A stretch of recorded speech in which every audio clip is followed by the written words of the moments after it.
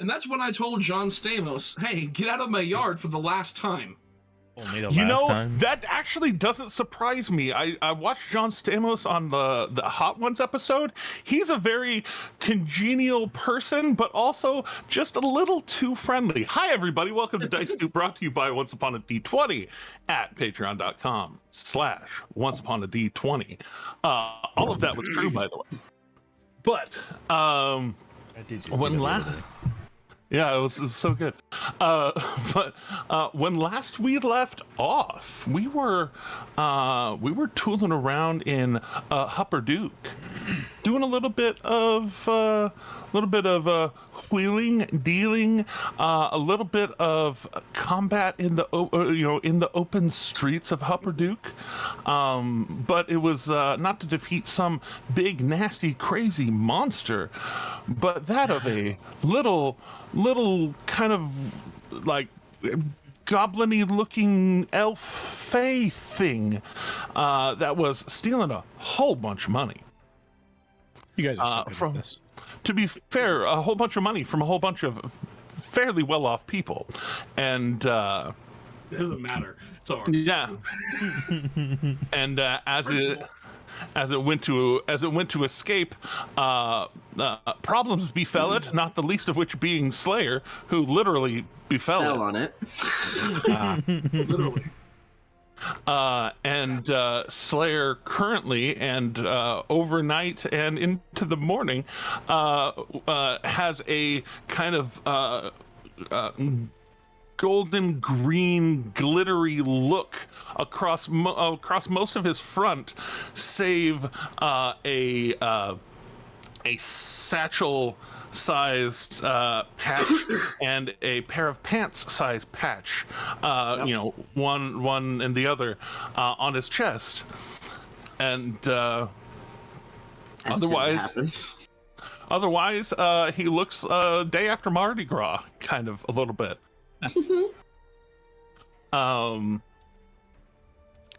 But as everyone is coming to this day, back at the,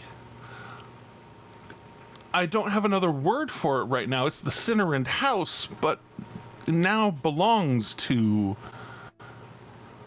not just the group, but to Fisher. Fisher's Flop. Fisher's Flophouse. Oh, watch out. That's becoming canon right this fucking second. Give me a sec. That didn't take long. No hesitation. None whatsoever. Didn't realize I was living in a flop house. You are now. Do you remember what Slayer did to the door, right? The chair. But that doesn't make it a flop house. That just makes Slayer ruining our apartment. I mean, I guess I should change his name to Kyle.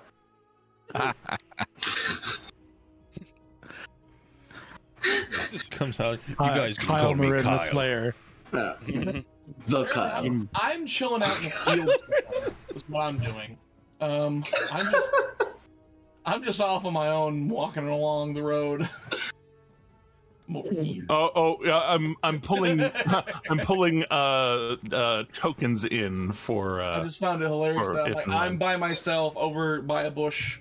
All by myself. I'm used to it. I'm just waiting for the day this party goes. All right, screw this guy. Let's get out of here. All right, time to leave. Oh, stop! No one feels that way about you. That is Knocks. legit how Knock feels. Like that. That's not like Beardy like projecting. That's just how Knock feels. He's like, all right, I'm waiting for the day. I was gonna say there was two of Knock for a moment. I would hope that Knock would know by now that he is wanted and beloved here in this party. Fair. Can't be Slayers and the Monk without you. That's true. That's true. Slayer and the Monks, baby. Straight facts. Slayer and the all right. Wow. monk / bard / rogue / fighter. So wait, no, you haven't taken rogue yet, have you? I forgot that was. Yeah. Emphasis on yeah. And I may not take it. I thought you were. You never know. Hold on, it's I may coming. not take it. You never know. Just wait You till never know. Slayer takes levels in Rogue so that he gets sneak attack on reckless attacks. Christ almighty. That All sounds right. absolutely necessary. Oh my cord. But the third day of Fest's run, you all wake up, and whereas the last couple of days have had a much nicer smell in the air of the preparation of foods and things, today, as everything is waking up in the city, not only good smells, but there's already kind of this jubilant sounds that are not explosions, not the kind of raucous debauchery that normally befalls the town. Still a little bit raucous, still a little bit debaucherous, but I'm illiterate now. illiterate Flair's debaucherous. literate. Flair's super literate right now. Super literate. I just like the term. I like the term illiterate debauchery. Just illiterate debauchery. Nailed it. Great. It makes me sound like a $5 word asshat. that's gonna be my new band name. Fantastic. Yeah. I look forward to their first album, Drunk as Fuck. But You heard it, Sean. That's the name of the album, Drunk as Fuck. I guess. I'm not that Illiterate much, debauchery. F, baby. I'm not that much of a drinker, so I guess I'll try. It could be that funk could be is the drunk. irony. Funk is drunk. It could be Yes. funk is drunk. Oh, I get drunk on the funk, baby. But anyway, we digress. So digressing as one does. This is why we need meat at the end. Indeed. Say this every week. Again, we've said this every week for the last 2 months. I swear, one of these days we're actually going to get back to it. Look, when our critically acclaimed album, Funk is Drunk, comes out, you're going to be eating those words. Hey, if I'm still unemployed by Friday, I mean, I can host Meet at the End. Oh shit. But as of this morning, just basically with the sunrise, it seems like people have they've put out their their tables out in front of their houses, along the street. People setting out food and casks of wine, ale, juice, all teas and all sorts of things to be shared, to be had, not only in a block party type fashion, but almost as if most of the city has kind of turned into a block party. That's fun. And as the sun is rising, a few of the people are out early, but as the day begins to progress, more and more people, more stuff, more food and fun, and all manner of things are being put out. So with that, as y'all are getting up, how would you like to proceed? Well, Akira would have already been awake and and training. Yep, same. As always, every morning. Limber up.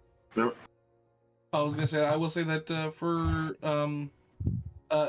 this time, as Akira is known to do, come get knocked for training in the morning and all that kind of stuff. Wake up. Yeah. I will say Grab that a brush and put on a little makeup.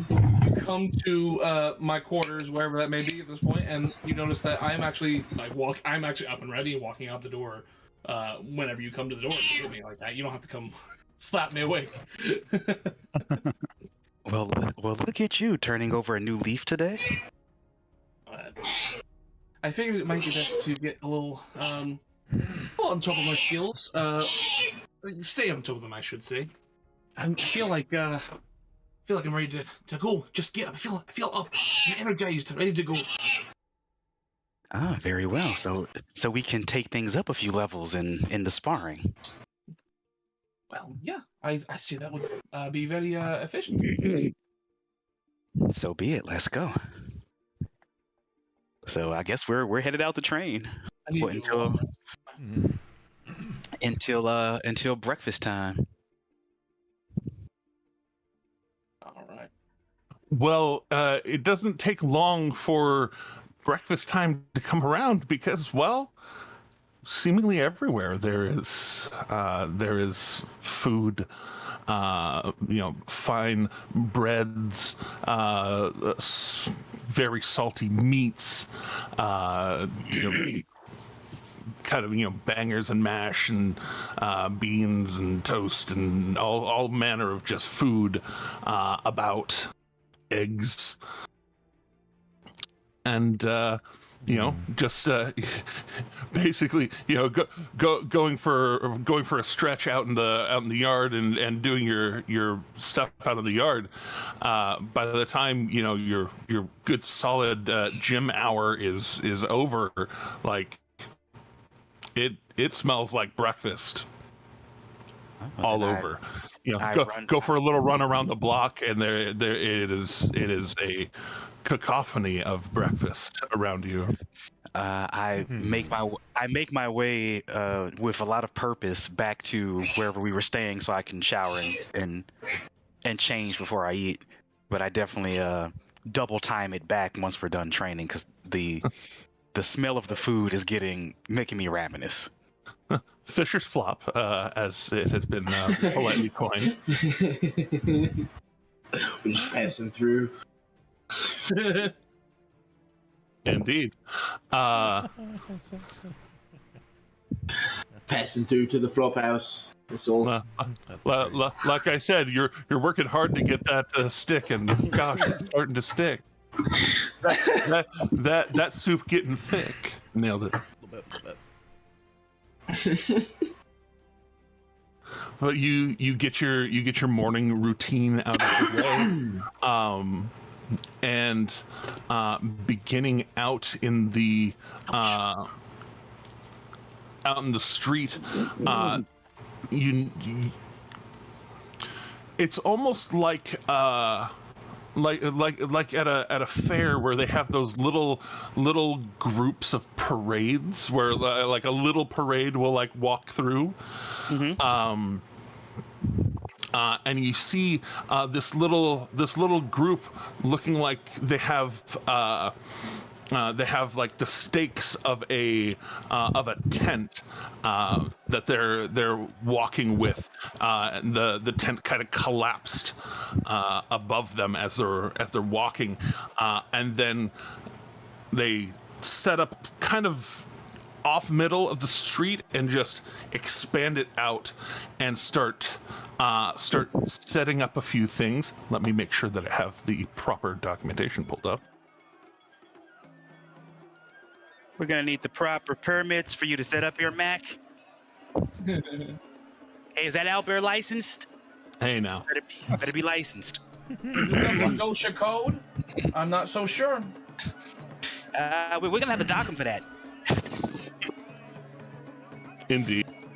If we get the proper placements out here, then we got to shut this whole thing down until it gets put up properly. Sean, you don't want me to do that. Sean and Bearded fantasy bureaucrats. Oh boy. So, in this kind of rapid fashion, they set up this tent, and then run these rope lines down the street, a few hundred feet of just of these ropes running down and kind of blocking off a little section, and then setting up targets at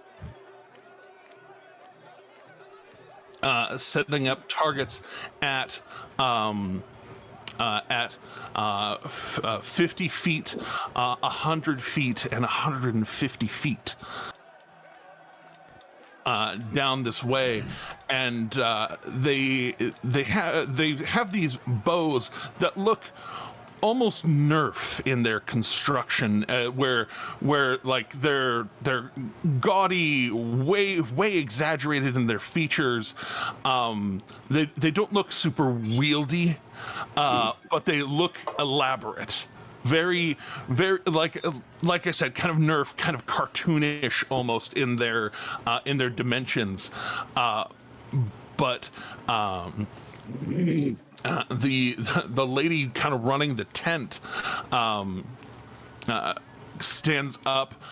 She is actually quite tall for most of the people in this town. A taller sized human. And you can see kind of tattooed on her these different tattoos. One of them very prominent on her right bicep looks like a Righteous Brand tattoo of the crest of the Righteous Brand. But she's not in armor. She's in, she basically, think of my shirt right now, just like a sleeveless shirt, loose, just, she's here to party, but also she's running a carnival game. And as everything finishes getting set up, she walks out with one of these bows and holds it up in the air. And she says, "1 silver piece for the eagle's shot. Who's willing to try? Could get yourselves a very fine." And she pulls out a stitch-worked owl bear. Very nice little plush toy kind of thing. You could win one of our wonderful wild animals of Wild Mount. And she tosses that one over to one of the guys setting up for her. On her hip, she pulls out what looks like a short sword, at least in her hands. It might be a little smallish longsword, but she draws, and it is wooden, but pretty nicely crafted. And she raises it up and says, "Or you could win one of these here practice swords." Kind of flipping it back and forth. She knows what she's doing, and it's at least balanced enough that she can do some kind of trickery, fancy arm work with it. Tosses that one off to one of the other carny hands, and then. And if you're especially accurate, you could get one of our very fine. And she actually goes over to this set of. It looks like a little set of cages on a rolling cart, and she picks up very gingerly. Whereas she was very opulent and very moving around, very gingerly lifts up a little cage, and in these cages there are little rats, ferrets, kind of small animals. They look well fed. They look, well taken care of. She holds it up and then takes a little kind of breakfast biscuit out of her belt pouch and feeds it to him. And you could win one of our very fine animals. And she gingerly sets it back down, and just 1 silver piece to enter. 1 silver piece to enter. And she starts doing the Barker thing. People start coming up, lining up to fire. I'll just, of course, me being kind of feeling like pumped up, I'll be like, I suppose it's something I can give a try. Yeah, I was going to suggest that you should give it a shot. Huh? Yeah. A shot. Nice. So clever, this one. I And would say you get used to it, but you kind of don't. And then I'll walk on over. How much was it? You walk over. She kind of eyes you over, gives you just a little bit of a smile and a wink, and fine lady, you are you're looking to. You're looking to fire off a shot. You get up to 3 shots, and if you bullseye one of them, you get one of the corresponding gift, and she'll point short range the stuffy, mid range the sword, and long range one of our very fine pets. What would this be for? Would this be a short bow? It would equate to a short bow. Okay. Nice. How much? Monk weapon. One silver. Oh, 1 silver. Okay, I thought it was more than that. Can I try an insight to see if the game is actually being honestly played? Oh, you certainly can. Okay.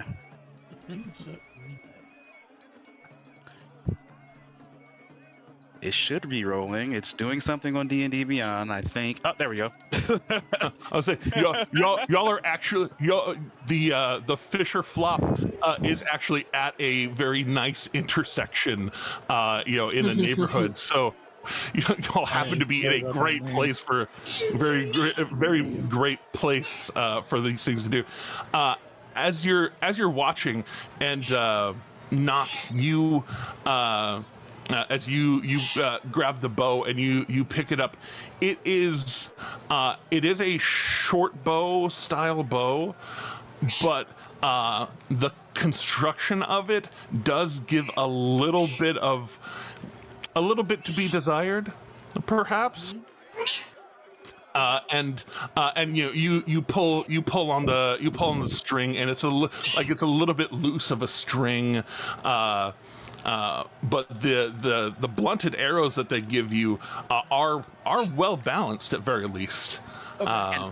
Can I? And you can tell, like, as Nock is kind of holding it and getting it ready, just like the string, instead of being super taut and not moving, like as she's moving, it kind of, you can see it like vibrate a little bit. And I'm going to use telekinesis if I can, and this is just me asking the DM. Can I use my telekinesis to pull the string taut? I would love for you to make. Are you using your mage hand, or are you using your fighter? I'm gonna use mage. I'm gonna use mage hand to kind of pull the top, to try and make it taut, and whatever edge is slumping the most. Give it about 10 more pounds of pressure on the string. Mm-hmm. Okay. Go ahead and make a wisdom check.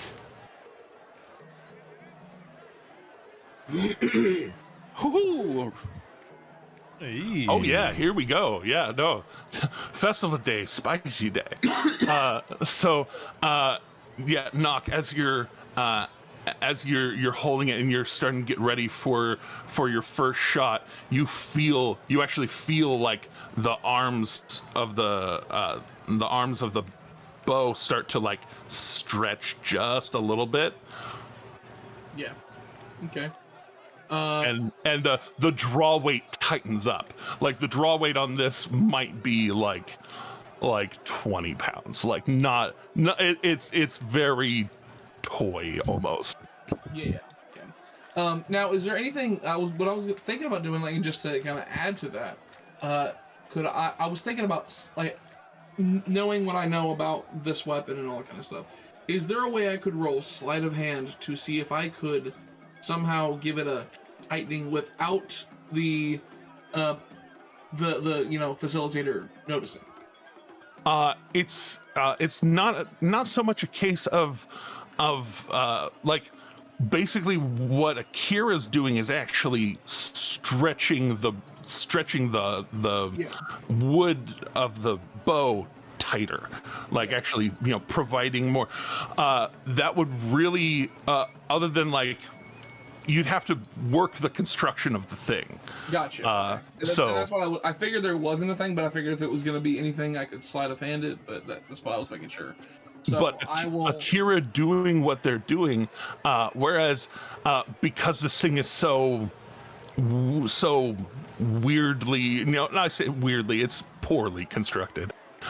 There would be a bit of disadvantage, but Akira is negating that. Yeah. Okay. I'm gonna go ahead and shoot all 3 with sharpshooting. All right. Are you going? Sorry, words. Are you going for? Which target are you going for? And it's not so much damage as just hitting the target. Gotcha. But you can go for that. You can go for that long target and not be at the range disadvantage that other people would be. Yeah. You don't have to use sharpshooter to get that advantage. Yeah. Yeah, I guess so. Well, sharpshooter does -5 for +10 damage, but it also gives you the long range. Yeah, I was thinking that it would drive it into the target easier or harder, I guess. But yeah, no. If there's really no advantage to sharpshooting, then I guess I'll go ahead and shoot it normal. Nah, by doing the -5 for the +10, you're sacrificing accuracy for damage. So in this case, you want accuracy over damage. Well, and I know that. I was thinking that I'd be actually. You know what? Thinking about that logically, I'm making a change on the fly here. We'll have a damage roll attached to it, because that the damage does kind of it is a way to gauge accuracy, right? Like you're hitting someone in a very particularly weak spot, or with very precisely the higher damage you do. So I'm changing this on the fly right now. That is going to be a metric. So if you do sacrifice for precise accuracy, you might do better. It's a silver, so I'm not worried about losing that money. Right. So I'm gonna go all 3 with a sharpshooter just because I want to go balls to the wall. All right. 1 at each target, or 3 at one target. All long range is what I'm gonna do. So all right, you're going for a menagerie of pets. That's an 18. Oh sure. And the damage on that is gonna be 19. Okay, yeah. So, firing off at it, it sails in, and as it's it goes. You know how to arc these sorts of things, especially at range. And so you shoot a little high, and a few people are like, "Oh!" and then it just arcs, and and ooh, dead center, like kill shot, dead center. Okay. Awesome. So that's the long one, and I'm like, after seeing that, I'm like, okay, might as well go the other 2. So there is an eruption of applause from neighbors, people out in the street. I don't even I honestly don't pay any heed attention to the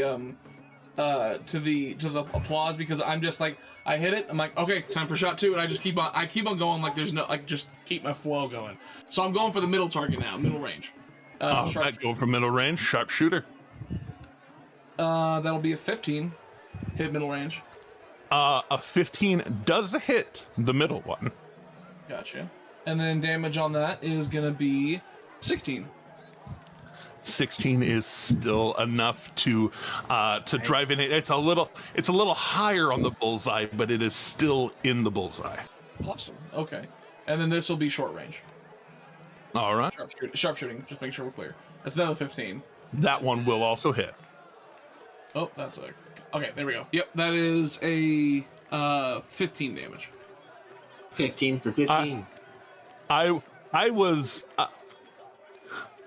forgot who I was dealing with, and not realizing sharpshooting 15 is my minimum. Yeah, not realizing that 15 is your minimum damage, so I wouldn't have even had your roll damage. So, because I was treating it as if each of these had 15 HP. as far as nailing it dead center. So it's a little high on the close one, but like when the barker goes over and kind of looks at it, she like gets real close and then puts up the big thumbs up, and everybody just starts cheering for you. And so I kind of scratch my head and go like, I did better on the longest one. It kind of translates though. When it comes to like maths and stuff, the harder the problem was, the better I did on it for some reason. Yeah. And so I see that. That was incredible. See, anybody can do it. And I kind of shoot her like an eyebrow, like come on. Well, like you are dressed as a normal person. Yeah. Well, no, it's the fact that she said, "See, anybody can do it." It's like, you know what you've done to this thing. Yeah.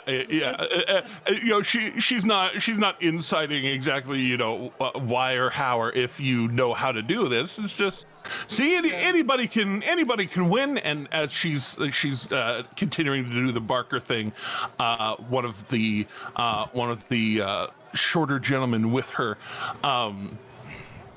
gnome comes up to you and is like, all right, so you hit all three hits. All right, that's and you see he go this bin of plushies, and he's like, do you want? We got rhinoceros, owlbear, giraffe, mammoth, a few others. You looking for anything specific? You hear in your head, owlbear. I was like, I think I'd better take the owlbear. Seems like the best case. All right. And he shakes it for a second, just to make sure everything's settled and nothing's fallen out. He tosses it to you, and it's kind of this dry rice filled plush, and then he grabs one of the swords, and it is a slightly curved kind of falchion kind of blade, blade, wooden blade. Hands it off to you. I almost got my son a wooden katana at the fair. Nice. Almost. And then bring you over to the little menagerie of aminals. He starts kind of pointing around, and you see a few. Bless you. You got ahead of the story, Black Dragon. You see a few different colored rats, a couple of different colored cats. Some ferrets. They have a few small puppies. Ferrets. And he starts pointing around. He's like, "Are you looking for anything in particular?" So I'm confused. I thought I was getting an owlbear. You did. You got an owlbear plushie. You got a wooden sword, and now you get to pick a live animal. Oh, I get to pick a live animal. Oh, I get to pick a live animal. Yeah. It was like more stuffed animals. Sorry. My misunderstanding. No, live animal. I was like, oh, like why am I getting another plushie? This is weird. No, but yeah. So he points, and there's a rabbit in one of the cages, and the rabbit has this little tiny horn poking out of its forehead. Oh, I was about to be like, hey, we could eat that. Huh? No, is it a jackalope? No. No, not exactly. No. Oh god. And look, you would know it as an almirage. Oh, okay. So that's new to me, but hey. It's a unicorn bunny. That's really cool. It is very fluffy. It is very cuddly looking. Okay. Yeah, carnivorous though. I'm 100% taking that thing. Like, there's no way it's not happening. I'd totally still pick a black cat. That's me. You've already got one. to I'd say, pick like, another you're one. biased. And as you point towards the Almirage, he goes, "Oh, very good. We got this one imported up from the Menagerie Coast not too long ago." And picks it up. Oh dear. They gather these on some of the islands out in the Lucidian Ocean. They're very rare. They're very good. And he just kind of picks it up and then hands it up to you. And Is that the only one they have? it is not the only one that they have. Oh, now I want to win. As he picks up the cage and hands it up to you, the cage like he's being careful with it because there is like a little water bowl on the inside, a little food bowl on the inside. Very basic wooden bars for the cage, but he picks it up and it doesn't seem scared of people. Like it makes eye contact with you and kind of shuffles up to the side of the cage and is kind of looking at you, just kind of like are you my person? Kind of look on his face. Oh, I want one. Yeah, so well, seems like this is not much of a home for you. You want to come with me? And he hands it off, and you are now the proud new owner of an Almirage, a baby Almirage. So it's not quite the. Is there a way to, like, obviously Bearded doesn't know, and this is obviously not a real creature, but is there a way to sex them, like to understand like what they are, like? Yes, I mean, Phrasing, Bearded phrasing. no, that's a scientific. That's a proper scientific term. Phrasing. I mean, That you know, didn't make it sound any better. Yeah, it doesn't make it sound any better. How do I sex it? Yeah, how do I sex it? Excuse me. Does anybody know how I sex the monkey? How do I? Wow. Holding it up and turning it, it becomes very clear that this one is a female.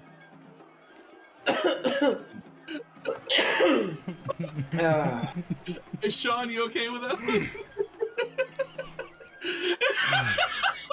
I was chewing on some food, almost choked over here. We can't see Teddy's reactions. I knew that it was the I know, right at term. the moment. It just sounds bad. I knew No, that you're it just not sounds wrong. bad. It just all This is testing. It does not sound good. This is testing every muscle I have in my face, by the way, to not cackle at that. I get it. I totally get it. But yes, the Almirage is female, and you can see this one is kind of primarily black furred with kind of patches of brown and white kind of painting her fur. A little bit of a like just a clear white spot around the right eye. Okay. Well. And her eyes are like this vibrant, like almost red purple. And she's just looking at you curiously, just so cute. I wonder what your name is. Let me think. And so I'm like, does anyone of us know speak with animals by any chance? Oh, that's an excellent question for the barbarian, actually. I am not magic enough for that one. Nope, but maybe the druid might. Nope. I'm trying to see if I had something that I did. I don't know if I just one did. At the very least, you could be like, just any give me a animal that day. you want me to talk to, just get me more beer. Speak with animals. I don't need a spell for that. Hand me a pint. Oh, You want some Jimothy? I don't know. I don't want to speak to the ground. Oh, come on. By the way, Luca should know that Akira is giving him those eyes that say "win me one" without saying "win me one." Except that you're way better at this than I am. I know. once we're kind Like of way better. I'll kind I of know. I know. Once we get up on by ourselves, I kind of look at the group and I'll be like, I will say that it only seems proper, given that this is mine now, to give her a proper changeling name, traditional. So, how do you like the name Tog? As in toggle. I get you. TOG. Rather like it. And I'm looking, and I'm not even looking at you. I'm looking at like the creature, going like, how do you like the name Tog?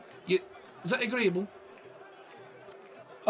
She gives you a blank stare, empty head, no thoughts, only fluff. Only Fluff. Only Yeah. Fluff. I think We'll start an Well, only not Fluff you, account. Oh, no. That was the good. That I was was a gonna good say, That was a good one. Teddy, above table, you could, if you're not aware, you could probably at least prepare that on another day. I'm very certain you at least have access to that spell. Probably. Sure. Yeah. yeah. No, I was like, well, I think Tog might be the best bit for right now, at least. I mean, I feel like we'll see. Let's try it on, see how it fits. It sounds good to me, yeah. I think it's a wonderful name. I like simple names. They're good. Straightforward, to the point. Oh, why you Making- lost making that note of it. stab. Are you and I look over at Akira and be like, so is Tog gonna be getting a brother or sister coming along, or what you two? You know what? I'll give it a spin. Why not? It's quite fun. I think I'll save my strength for any potential strongman competitions they maybe have. I'm Uh, just so not that great with a bow. So yeah, I'll take the bow and I'll mage hand tighten it up for myself. Yeah, you've figured out kind of how to do it, and before your turn comes up, there's some smaller Sure. children and people who are firing off. Most of them with that long range, man. It's just bad. But a few of them hit the inner target pretty heftily, readily. One of them spears the long range one, and another one of the animals comes up, and the young woman takes a ferret and is just super excited and is basically just kind of snuzzling it snuzzling it with her finger through the cage. And Out of curiosity, you said that these arrows were perfectly weighted. oh, they're properly weighted. I mean, not perfectly. They're properly weighted. They're blunt on the front end rather than, because firing arrows in the middle of the street. Yeah, of course. Okay, I was briefly thinking if I could throw them, but how far away from the target am I? The close one is 50 feet, the middle one is 100 feet, and the further one is 150 feet. Oh no, I couldn't do that with darts. The farthest dart range is 60 feet. So never mind. I will use the bow. The long range or the normal range on a short bow is 80 feet. So even going into the long range with this one, it will be at disadvantage. But you have your ways. All right. Yeah, I will tighten the bow with mage hand and. Ooh, I don't have a short bow in my inventory anymore. I got rid of it so long ago. That would you'd be proficient with it, so you could just use your normal like unarmed strike, because that goes. Yeah, well, I was going to use the same. It would all be the same for the for like the dart and unarmed strike. So 8. Oh yeah, fair enough. So same. So yep. You said so. The first one will be at disadvantage. Yeah, if you're going for the long range, it is at disadvantage. Yeah. I'll take it. I'll take long range first. Does anybody have anything kind to say to Akira before they do this? Oh, I sorry. do. I do have something very kind to say. And I have that too. I'm going to say, I believe in you. You can do this. For All right. a wonderful D8 of inspiration. All right, so that 27 is 1. Go ahead and roll again for the disadvantage. Oh yeah, that's right. I was waiting to see what was happening. So let's see. And then you can choose whether or not you use the inspiration. Yeah, Do you want to use the inspiration? I am using it. At this level, what inspiration? So that makes it a 16. 16 on the long range one. You fire off, and it hits the inner ring around the bullseye, and slams into it. It's a little bit below, like it just like you still hit the target, Right. but it was a little bit low. I'd like to use silvery barbs Absolutely, throw one more die. because you did hit the target. You did hit the target. I did. I could just make you re-roll. Yeah, so just roll one more d20. Okay. I'm just hoping you could do a little bit better. Sorry. No, it's fine. Hey. 17. All right, Plus the 2 inspiration. with an 18.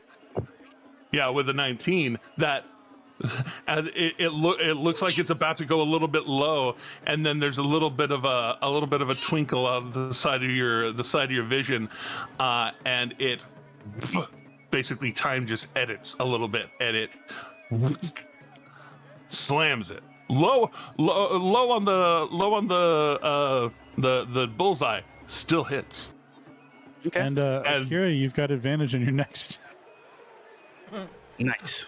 Yeah, and there's another eruption of applause. Where do you want to put the second shot? So you said it's long range, or what was Yeah, it again? the shorter range one is close enough that you would in fact have advantage. Okay. And then the middle one is far enough away. It is into long range. It's 100 feet.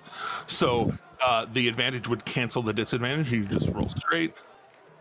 Or you could roll straight again and go for another pet.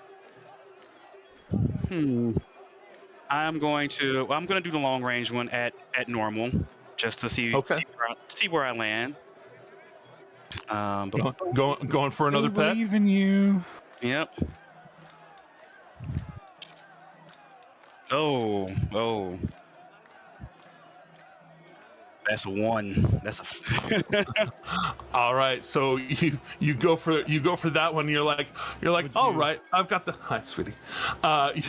You're like, all right, I just got to aim a little bit higher, and you kind of overcorrect a bit, and it goes up and over the target, not like super far, but like it goes. It's a hay bale, and Wait, though.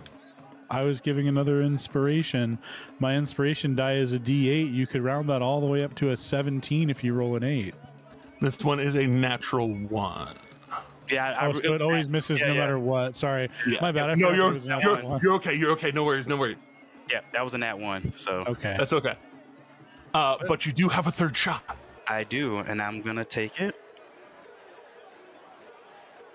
You're at disadvantage this time because I don't have silvery barbs on you now. That's fine. Sorry. But that other inspiration is there. So 19 or 23. okay, 19's lower one. All right, so you go ahead and roll. Damage on this one. I forgot to actually have you roll damage on the other one. What's the normal short bow damage? D8. It's a D8. No, D6. Oh, D6 D6 plus.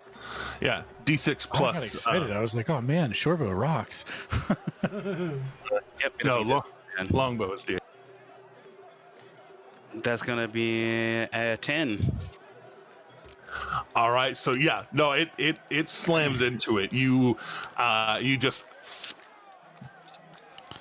just kind of one after the other. Do you want to put some psionic stank onto that? He asks with a very pointed.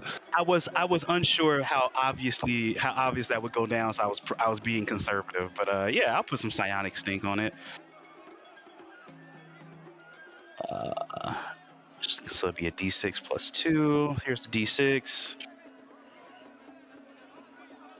for a plus 2, so 18 total. Absolutely assassinate that one, and then roll the damage one more time, because that was the damage for the first one. Oh, okay. So, here we go again. And damage for the second one is a 10. Do you also want to put psionic stank on that one? Yeah, I'll put some psionic stank on all of them now. A little stank on all of them. So that'll be 4 for a 14. All right. So the first one nails the bullseye, and then the second one, while it hits the target clean, basically where you were just above and into the bullseye with that one, you basically just outside of the bullseye with the second one. Gotcha. Or well, third one technically. Second one. One of the guys goes to go collect the arrow that totally missed, and but still, yeah, you still hit the target on that one, and so like a lot of people still cheering, but the first one is the one that definitely earned you your animal.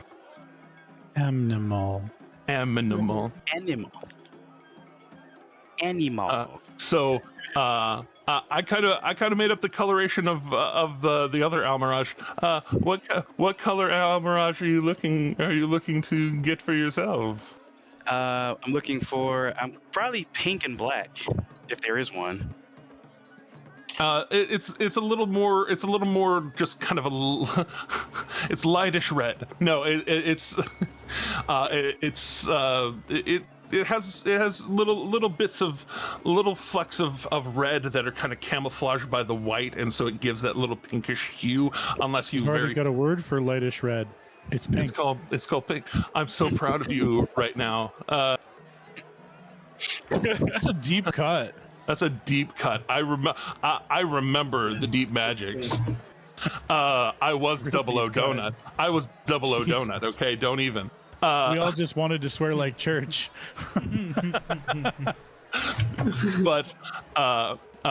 but as you know, you can kind of tell that with the hair kind of pulled back, there's basically red and white hairs kind of intermingling. Bless you. Nice. Yeah, unfortunately I do. Yeah, unfortunately I do. What? Who? Please don't do this. Who's doing what? Mike. What's going on over there, Justice? Sorry, I thought I muted. You're fine. I was looking at that meme that Arthur sent us in our group, Teddy. It's kind of funny. All right. Well, and you get your Almirage. That violet, almost red eye coloring seems to be pretty normal for these rabbits.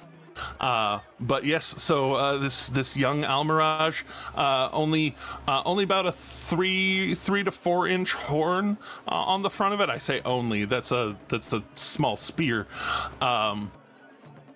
But it looks up at you again, friendly if empty expression.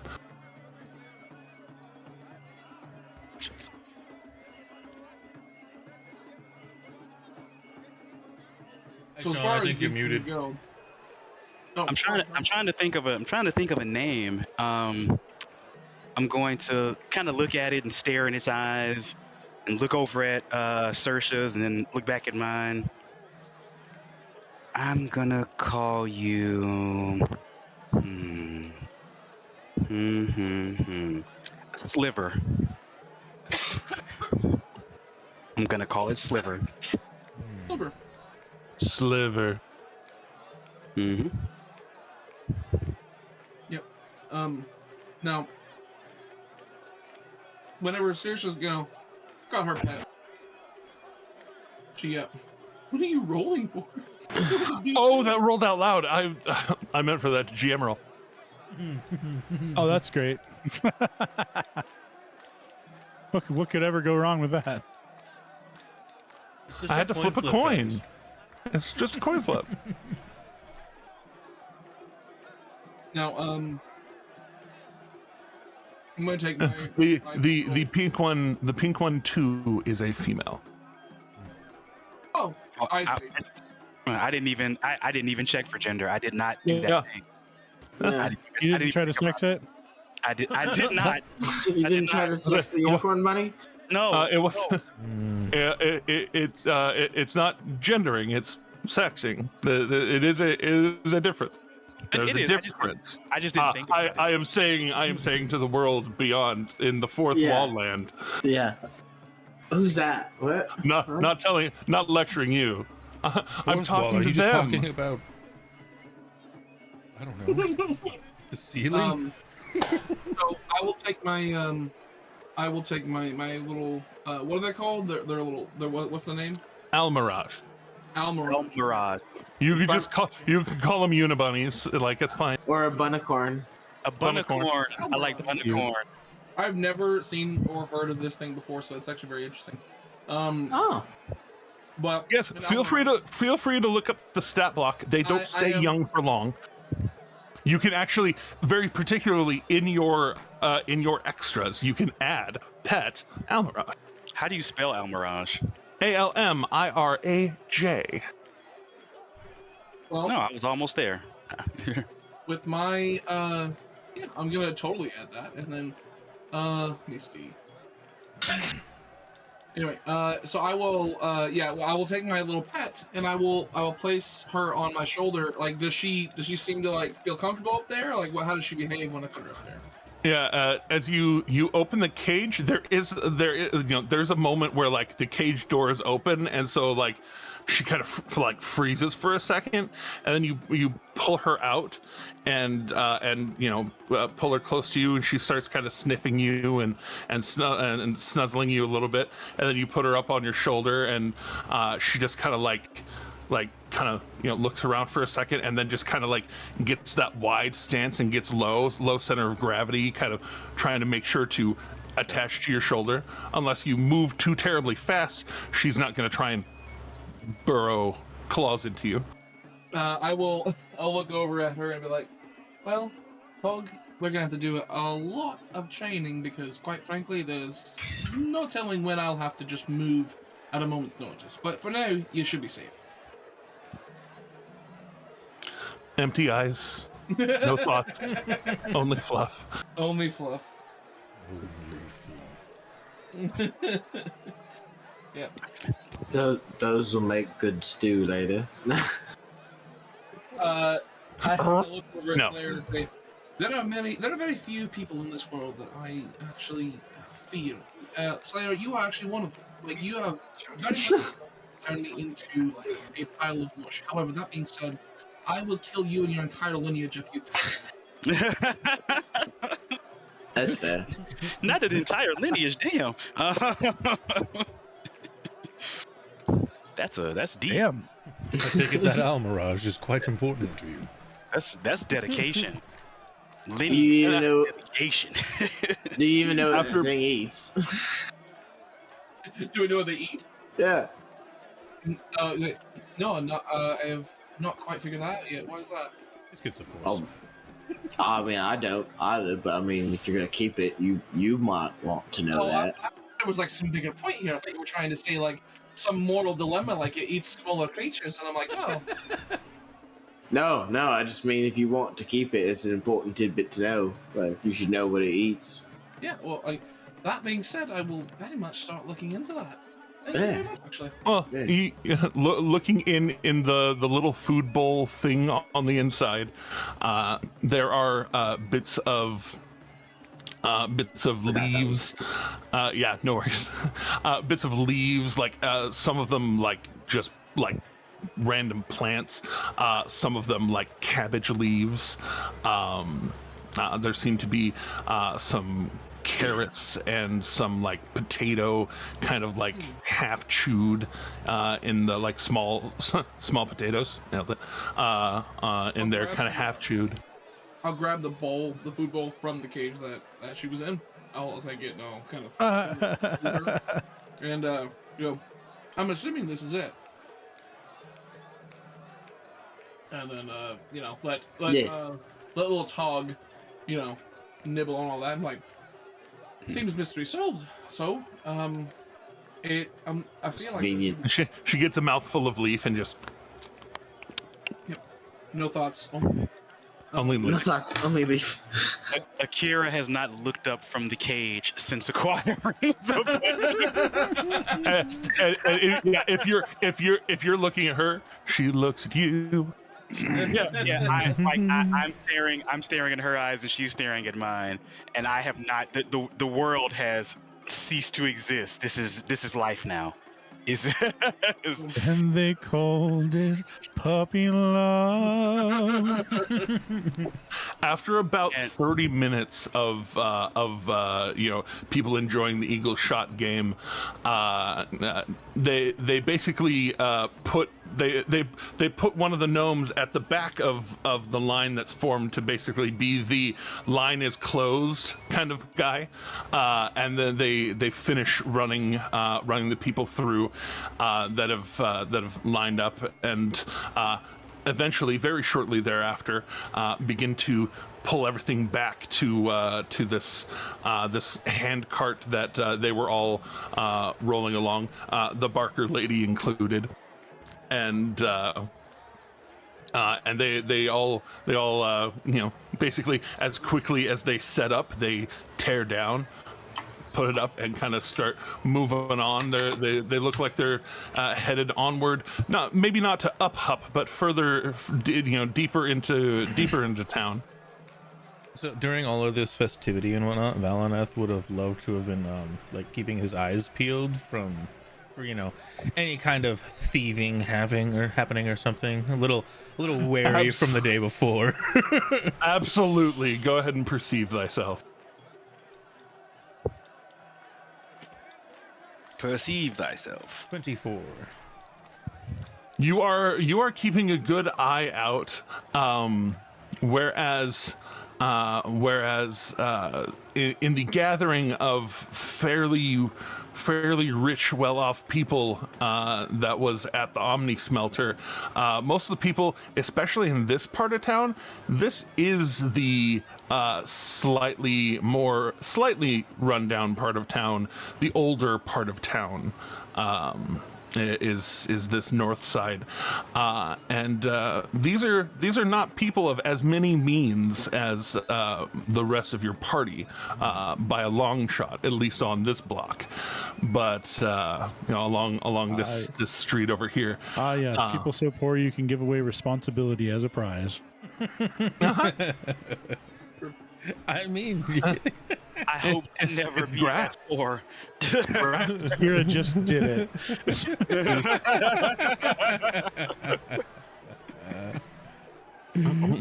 Well done, Doomerin. And it's a party. It's a party. Yeah, it's a party. He figures, he takes a sip of some Jimothy and just barely passed that saving throw. Even with a +8. Yeah. Waking up in the morning feeling like P. Diddy. I get it. So tempted to take a sip.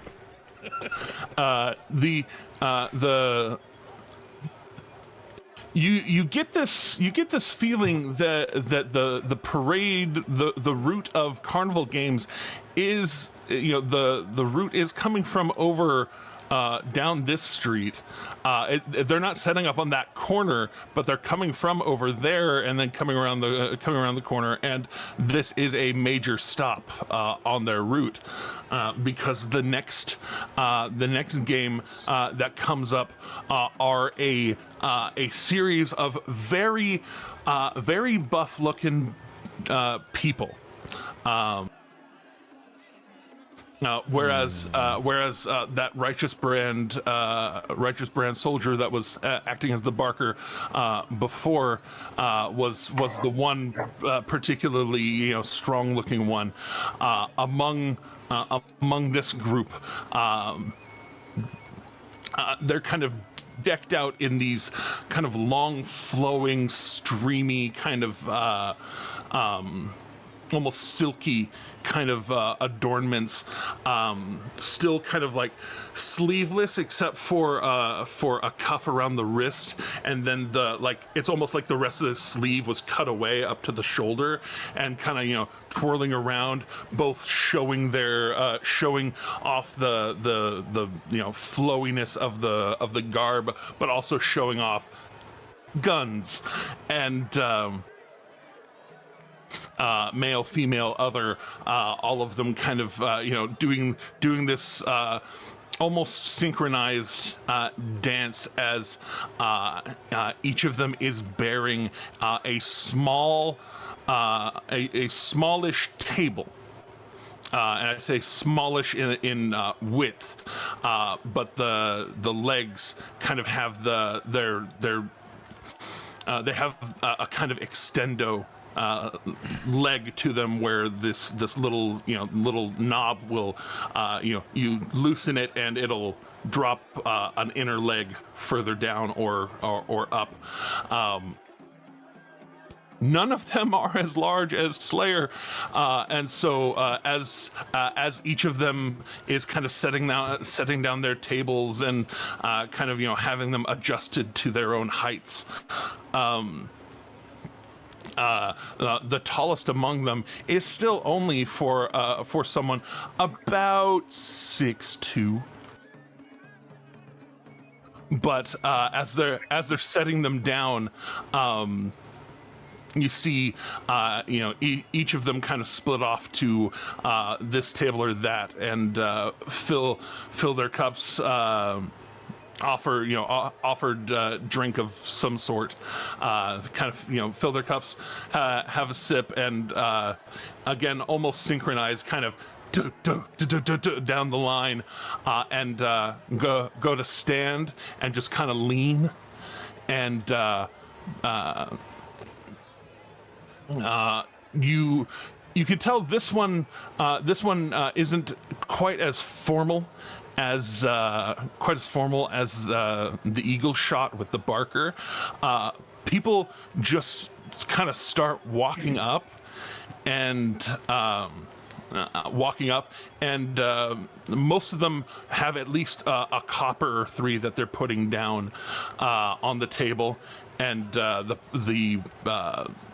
strong person on the other side has a pouch on their side where they reach in, and looks like they kind of sort through real quick, match the bet, elbow down, and they go to arm wrestle. Oh dear. Oh. I was unsure if it was going to be drinking or arm wrestling, but Slayer was down for either.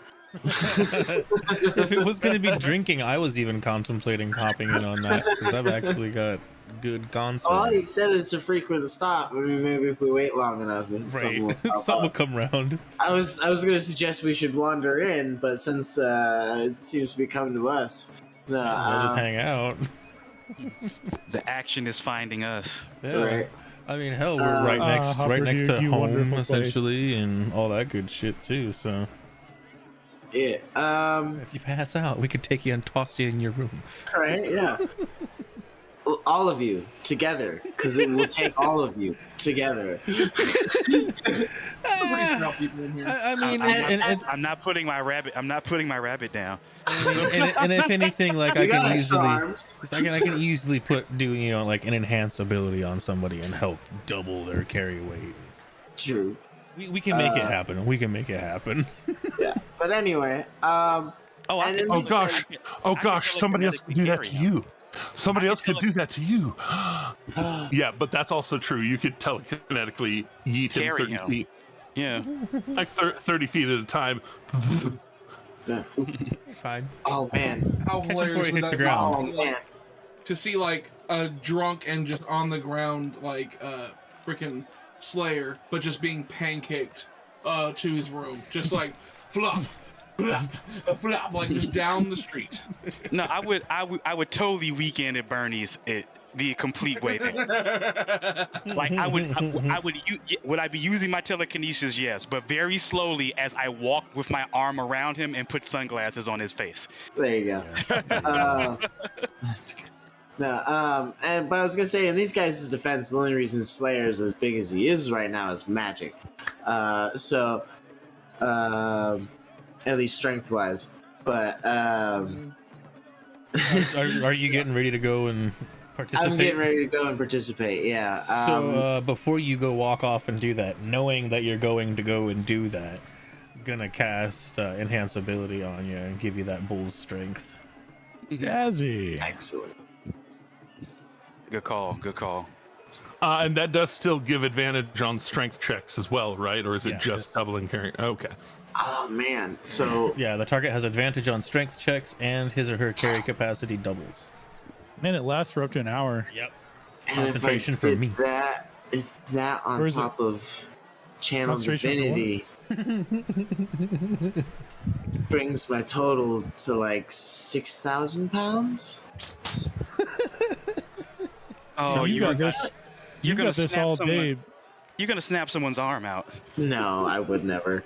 Not on purpose. No, not on purpose. Just force. You're gonna. Right. How does someone accidentally break a toothpick? I'm just saying. You know. It's- I mean, it's like the same with me, a couple weeks ago, accidentally, snapping a guy's head off.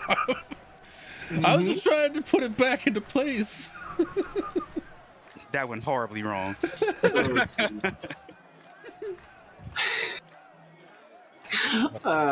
So anyway, Horribly wrong. you're saying just a couple of coppers was being thrown down, right? Well, basically whenever they put down money, it seems like the person has a coin pouch that they are pulling out and matching the bet. So am I seeing like silver and copper essentially, or like? Yes, yeah. I was saying, at minimum a few copper. You have seen, as you're watching, there is one person who is playing in gold. Okay. I have no gold actually. I only have platinum, silver, and copper right now. So, Fair. If you need some gold. no, it's fine. I'll Like just one put it on platinum. I was like, one platinum is 10 gold, right? Yeah. That's a solid bet, Yeah. if anything. Is there anybody So- else who's going to take that wager, though? you. Whoever's betting in gold, I'm matching him in gold for the Slayer. Whoa. I really don't think it's going to be much of a contest, but it could be still. Oh, good. I'm imagining they're not wagering a whole lot of minimum- gold. My minimum on an athletics check is 16. Yeah, the one who's who is they are bigger, they are taller, about 6'2", like I said. Yeah. Pretty thick.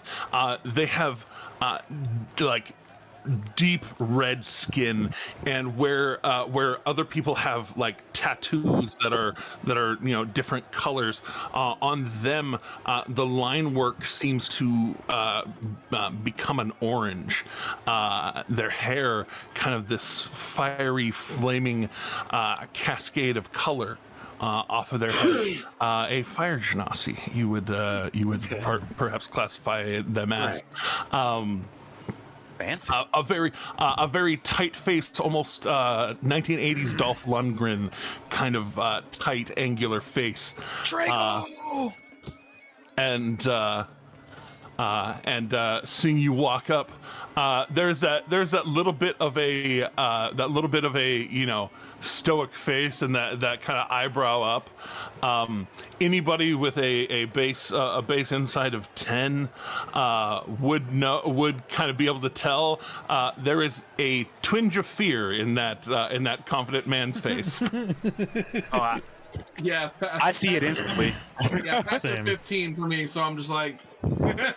Even Slayer catches it 11, just barely though. Yeah, it's the little bit of an eyebrow raise that ends up becoming a little bit of a fear It's side like of his it's face. like a really you want to compete. All right. Okay, this is gonna suck. No, it's all right. Slayer's looking to have fun. Honestly, it's a Yeah. fair. It's not like a big. It's not like an hour of Hour of honor. Hour of honor or nothing like that. You know, and he'll only put down like 5 silver pieces.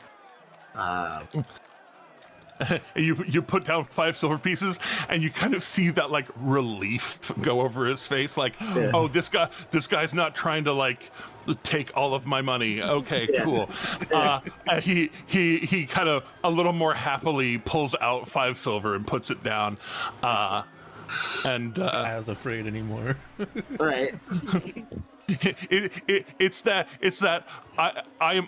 the fear was definitely more of like I'm about to get taken to the cleaners. Yeah. Like Yeah.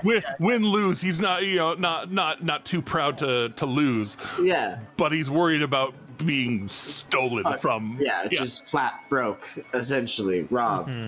By strong arm robbery. Yeah. It's strong arm robbery indeed. And as you kind of start to arc your back down a bit, he's like, hold on a second, and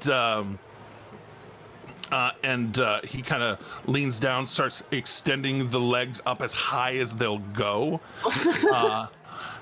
and then kind of calls over to one of his buddies, who's already kind of been knocked down a few times, and kind of it looks like his arm's a little bit tired. And, hey Jim, let me borrow your put your table all the way to the ground. Yeah.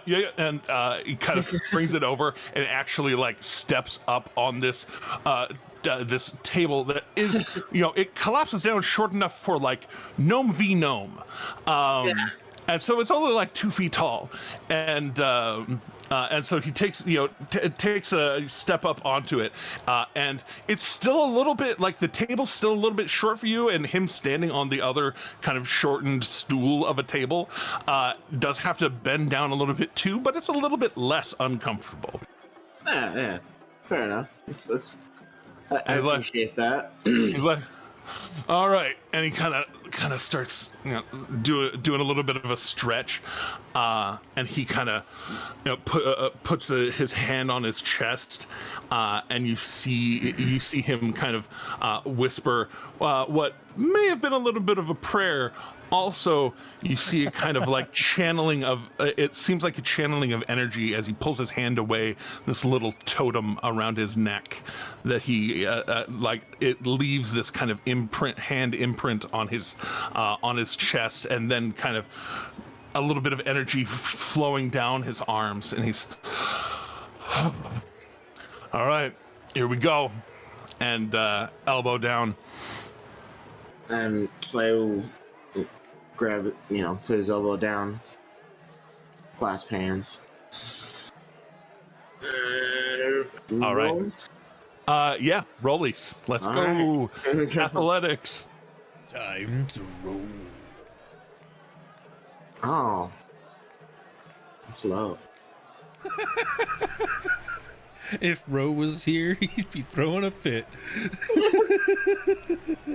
That's an 8 on the die. I know. It is low, but still.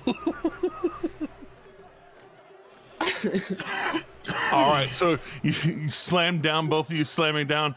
Hi, Madam Bearded. Good to see you. And y'all are struggling, but you're already starting to get a little bit of the upper hand on him, even though you're definitely Not having having to. Yeah, it's not easy, but Yeah. you're doing it. Yeah. Let's go again. All right. Here we go. Hey! Holy shit! Wow. He crit. And, You still met with it. That was a 14 on the die, I think. Yeah. And That's awesome.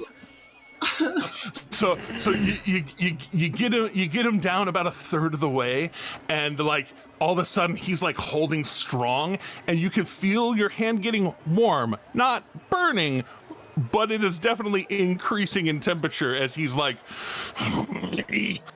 Right. he's putting it into it. All right, again. Let's go. Hearts on fire, Oh, man. strong desire. You don't have it? I 7 don't on that have one. anything. Pulls you back to the middle. All right. Yeah, I don't have anything I can necessarily give on that either. Yeah, no, I'm already rolling at advantage, so. Yeah, get him back to a third of the way down. This is something. Hey. Hey, another 29. Almost all the way down. One more time, maybe.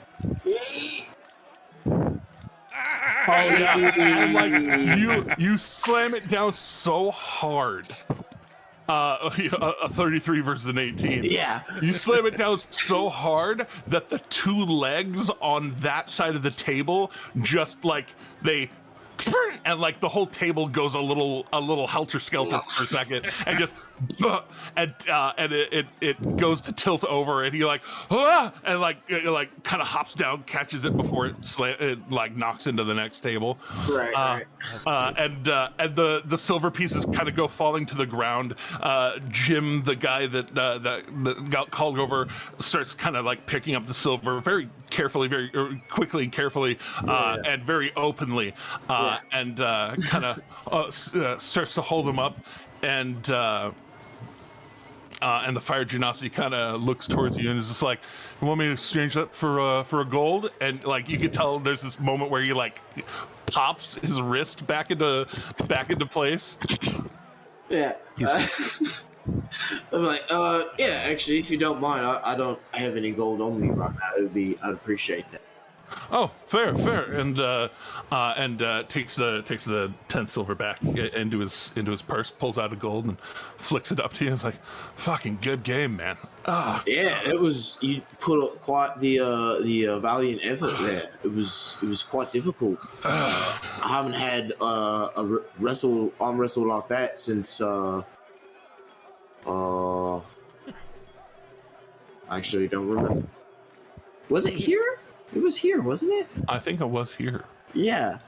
It was Justice trying to struggle to remember, but Slayer that would click after a while. Well, just not for a while, but it was here in Upper Duke actually. So party stock here. Party stock. Well done.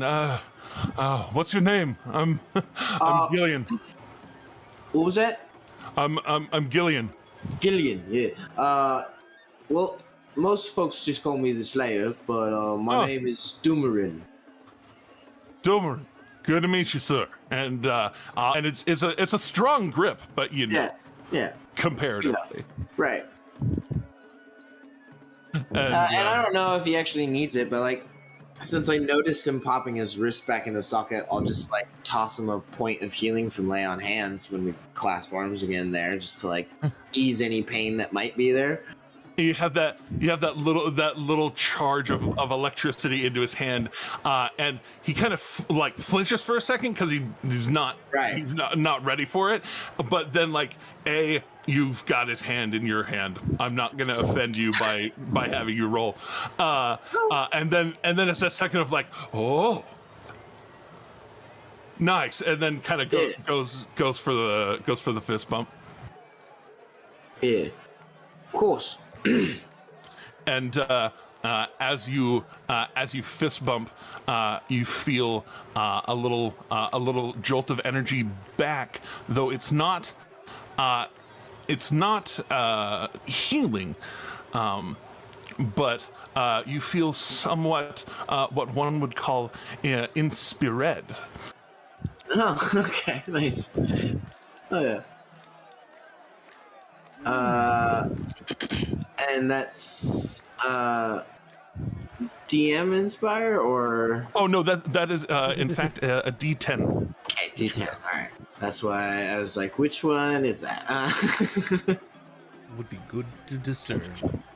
Yeah. Indeed. But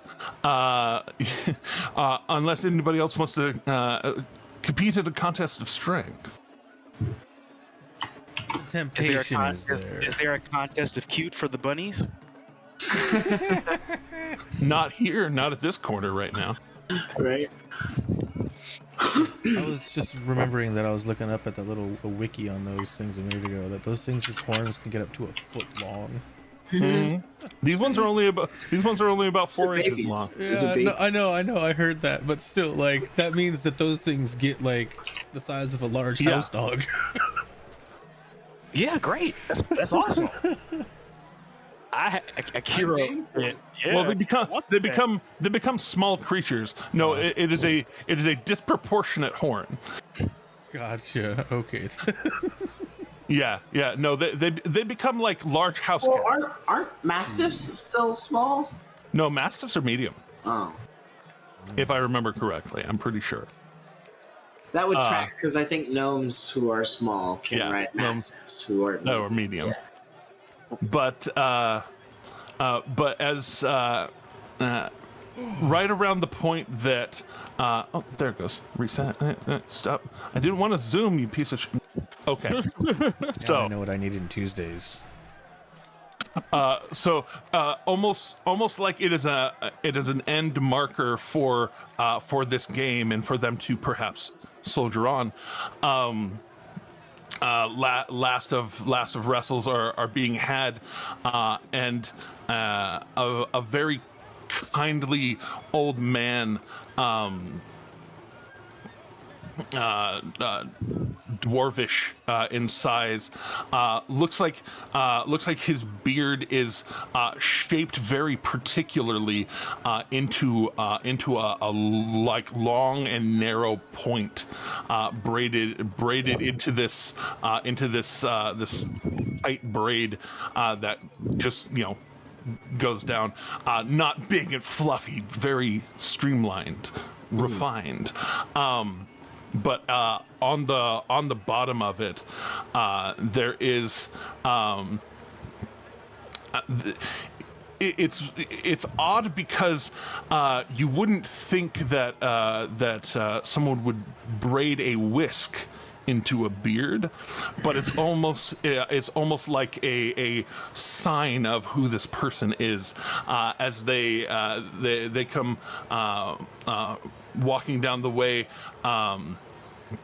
or rather riding on a cart down the way, being pulled by a donkey, and as they kind of like stop, all of a sudden, when each of the bets are completed, each of the arm wrestles are completed, these guys start packing up their stuff and shortening the tables very quickly, and kind of going back into that kind of dance and presentation until they kind of get a little ways down the street, where basically you could tell like they go a certain distance and then kind of look like they get to a point where they're going to stage up for the next presentation.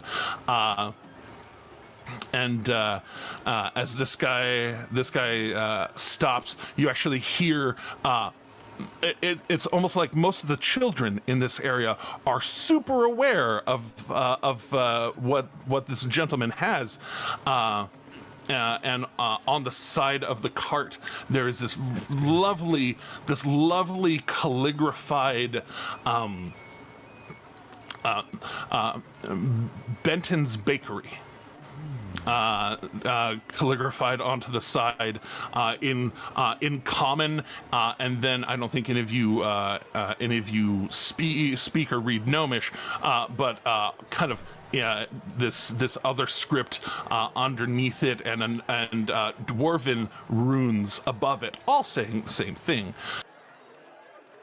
But it's all very stylized. It's almost like Barnum and Bailey circus kind of script.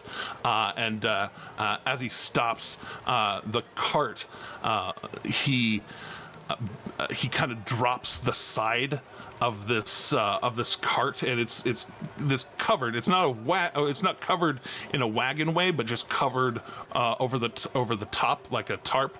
And as he dismounts, he pulls a lever, and the side drops down, and there are beautifully, immaculately candied apples. Ooh. Candied pears. Yeah. It looks like cupcakes and little kind of miniature pies, like single regular person pies. You know, a 2-bite brownie for the Slayer. But he starts he starts inviting people to step right up. What do you need? 2 copper a sweet. 2 copper a sweet. And people started coming up, and these caramel coated candied apples, you just on sticks, and pulling them out, handing them around. People are enjoying the shit out of this. Akira is going to get a caramel apple for sure. 2 copper, and just very quick exchange. 2 copper, drops it into his 4 apron. Copper. 4 copper gets you a second one, which I hand to Luca. Aw, thank you. Sweet. Drops 5 platinum. I'll take the whole cart. No, I'm just kidding. All right, Harry Potter. I know, right? That's the definition of popping bottles at this thing. I'm popping apples. I don't know. Slayer will walk up and get like a couple of pies or cakes or whatever. And getting a handful of cakes and pie. And if you're non-specific about it and just asking, he'll just start pulling off kind of like this chocolatey cupcake with this lovely kind of pink and green swirl icing on the top. He pulls out one that just has a big slice of apple on the top of the little pie. Takes two or three of those. How much are you actually throwing down? I was trying to like maths in my head, which I'm not good at. But I was. Let's see. So you're saying it was like 3 copper? I'll say no. 2 copper. 5 would fit. 5 of the items would fit into 1 silver. Okay.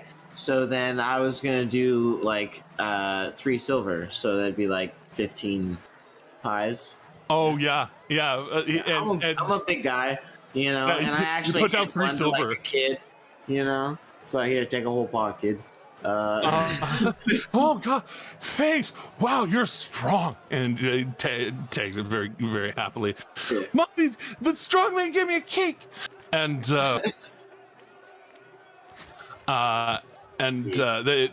he just 3 silver in this kind of transactional environment is quite a bit, and so it's like these big eyes. He's like, oh, he was like, okay. I've got this fancy bag. It keeps things cold, so I figure I could actually hold on to a few of these. Oh, really? Bring it. And like he just starts like he goes into one of the slots and pulls out 1, 2, 3, reaches as deep as he can in, and looks like he kind of pulls several out, just kind of basically assembly lining it, pulling the line forward, grabbing it, dropping in, drop in, and he it's a whole line of apple, and then a couple of the cupcakes, and then he gives you 5 of these ones that the pies, instead of an apple slice, they have this.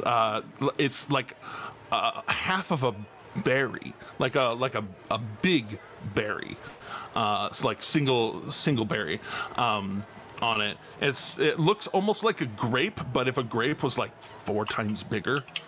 Oh. And it's just like this half of one just kind of stuck in the top to denote what it is. And these ones are my favorites.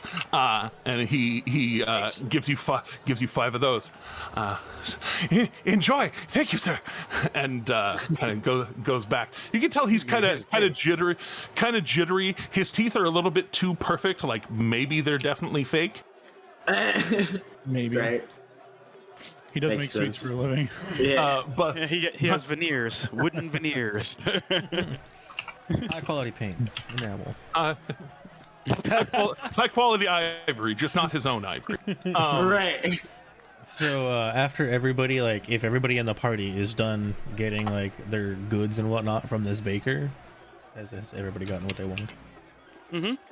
Are you gonna actually buy everything in the cart? Essentially, yes, but it's not gonna go into my pocket. I'm going to be buying I'm going to ask him how much it would be to buy everything on this cart, so that way everybody for the rest of the day can get something for free.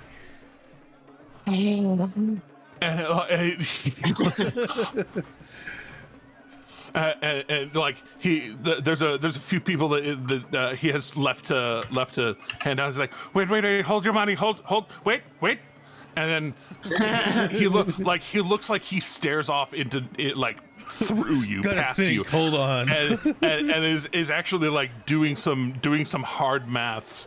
It's like that scene from The Hangover whenever, like, Alan is sitting there doing the calculation for blackjack, just all the equations going past his face and everything. And then there's more. Just this one cartload. I do have 2 more carts loads that I have ready to go. Well, let's hear what the price is for this one cart first. Well, this one cart, that would be 25 gold worth of goods. A lot of goods. I guess I'll just stick with the one cart for now. That's Well, how much- extraordinarily generous of you. Thank you. How much for the other 2 carts? Each one, I'm just kind of rounding up, just taking it as a whole cartload. I normally make about 75 gold today off of the 3 carts worth. Nice. Pretty good. In that case, It's a good turnaround. It's a lovely day. In that case, I'll go ahead and throw 25 of my own for another cartload. What the fuck? Actually, and like now that I think about it, instead of just the one cart, like he's kind of doing the math, sees the coin that he has and whatnot, and he's like, you know what? If he's gonna grab the second one, I'll get the third one as well. Oh my! Father be praised! Oh my goodness! Thank you. And The way you can thank us is just by going out and giving away the rest of your supply. Make sure everyone has a great time. And oh, certainly. no one Thank goes you. without an empty, with an empty belly for the rest of the day. Cheers! Thank you. Yes. Oh my. Yeah. Who are you? Is this? Where do you live? We're just passing through. We're just passing through. Yeah, I'm we're Ashton just Kutcher, and you just got punked.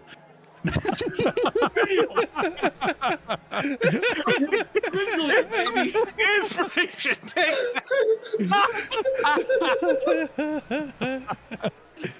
nice. Oh, that's great. Your soul, you got punked. That's the best joke I had up my sleeve. Oh shit! But yeah, he smiles so big, you become certain that about 3/4 of his teeth are fake. But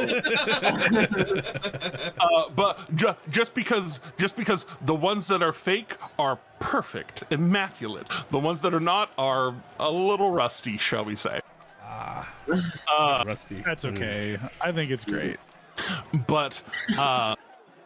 But he just, oh, thank you.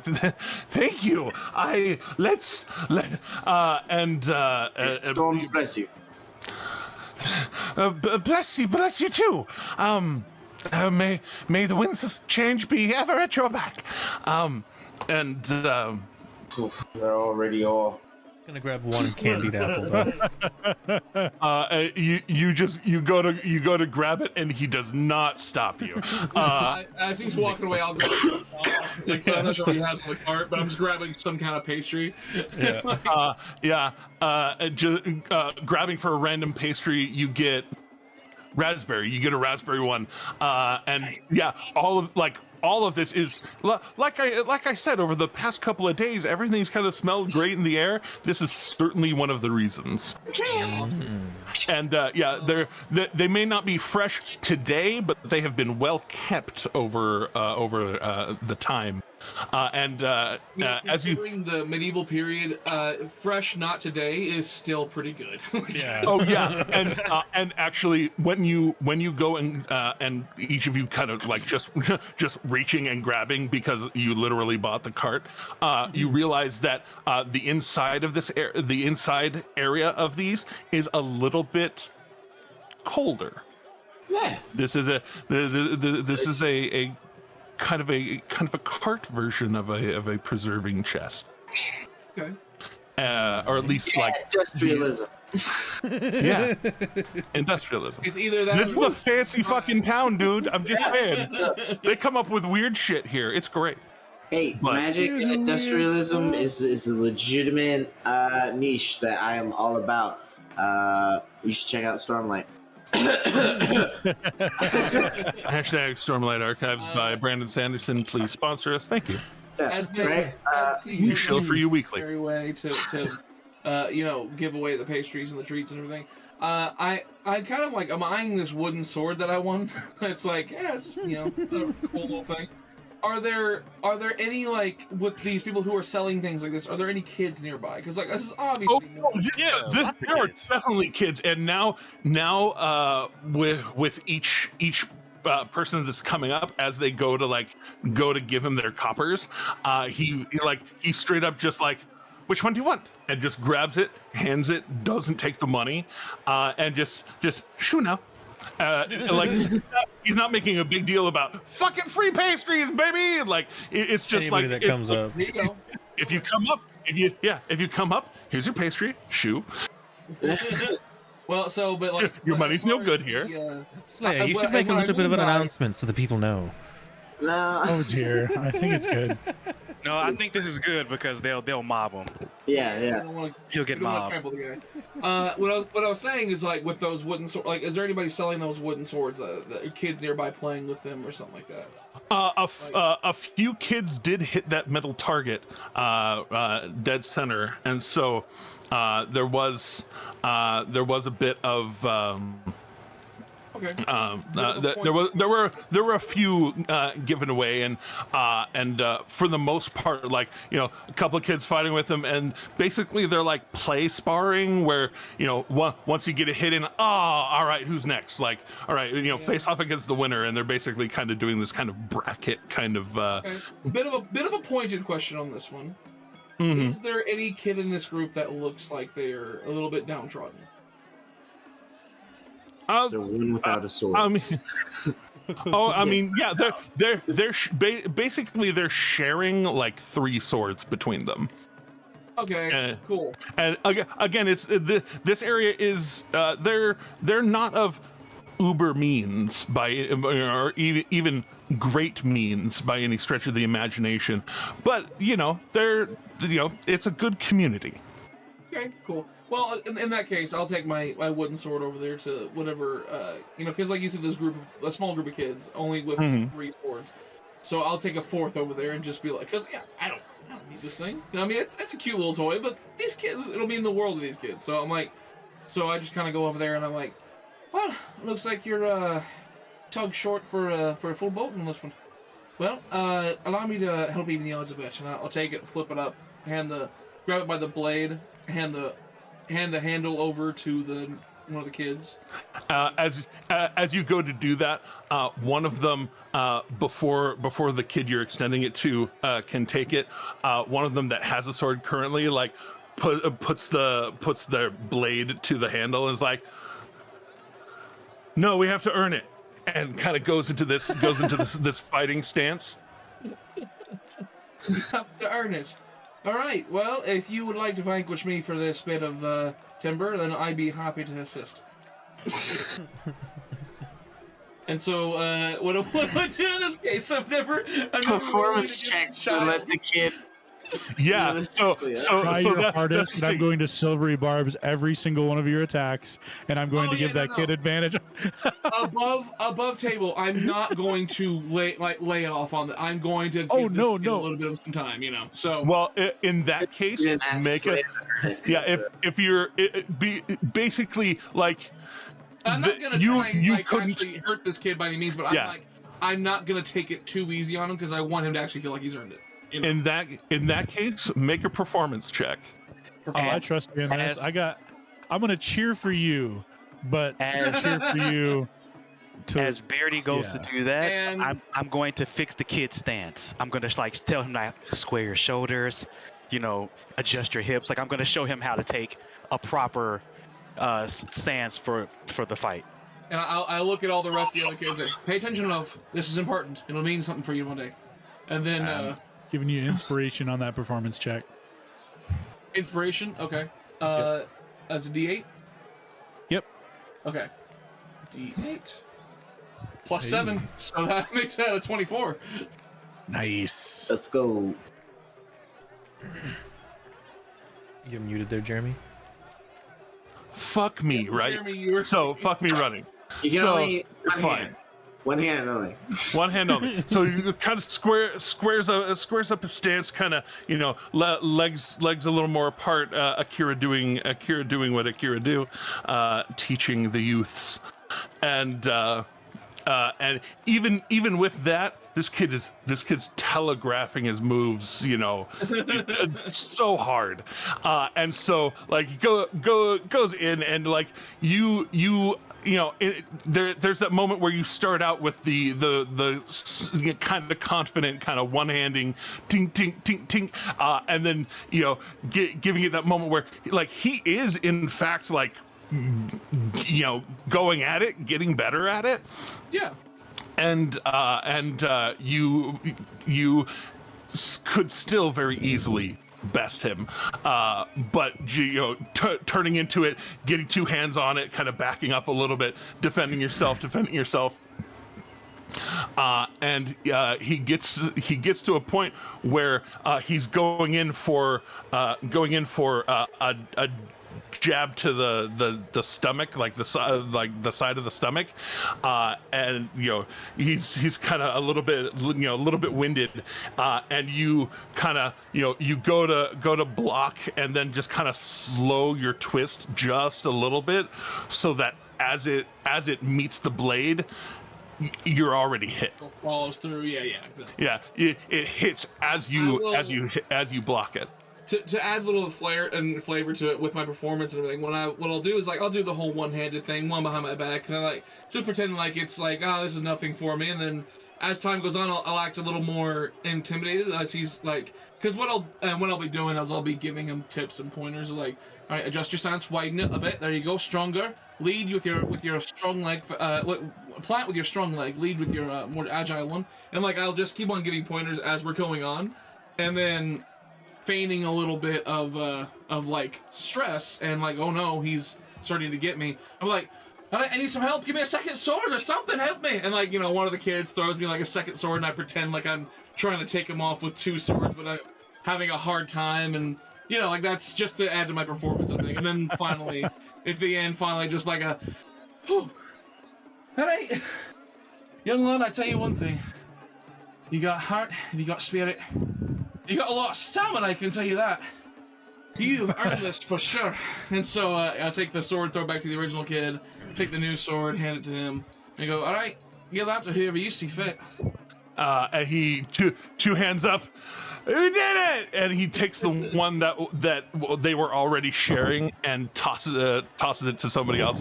And you can tell this kid is basically laying claim on your sword. As he tosses the other one. He's like, I earned this one. I took this one from an adult. Kind of. All right, well, lad, what's your name? Oh, my name's Jiren. Get in. Well, Jill, I'll tell you what. You keep this up. You find a place to practice. Does your dad have a sword? Yeah, Dad's one of the soldiers. Not right here, but he's a righteous brand soldier. He protects the fire mark. I'll tell you one thing. You've done your pal good. You have, because a strong lad like you back home, fighting for the family, fighting for a world and country. You know, I bet he's proud of you. I'll tell you what. You keep practicing. You keep it up. You work on that stance. One day, you'll take on the world, buddy. Oh. Thanks. Who are you? You're very skilled. My name's Saoirse McGowan. Nice to meet you, laddie. But don't worry, we're just passing through, so you might not see me very much longer. But enjoy the wares of the spoils of war, as it were. Yeah, and it's a bunch of the kids kind of join in with the cheering, and it does kind of go over, and basically you can tell like right now he's like the champion now of those kids, and he does hand off the sword to somebody else to be able to fight, and he goes and gets a couple of copper from another one of his other dad, and goes to go get a sweet, and gets shooed away for his money, but given a candied apple, and it's this double whammy of like I just beat an adult in a sword fight, and I just got a free apple, like and a free copper. This is the best fair ever. Yeah.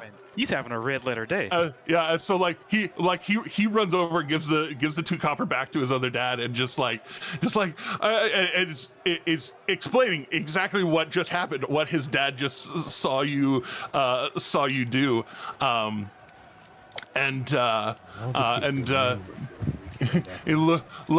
he kind of looks over towards you, the father, and just does this little like one finger salute of like, you just did the greatest. Just right back.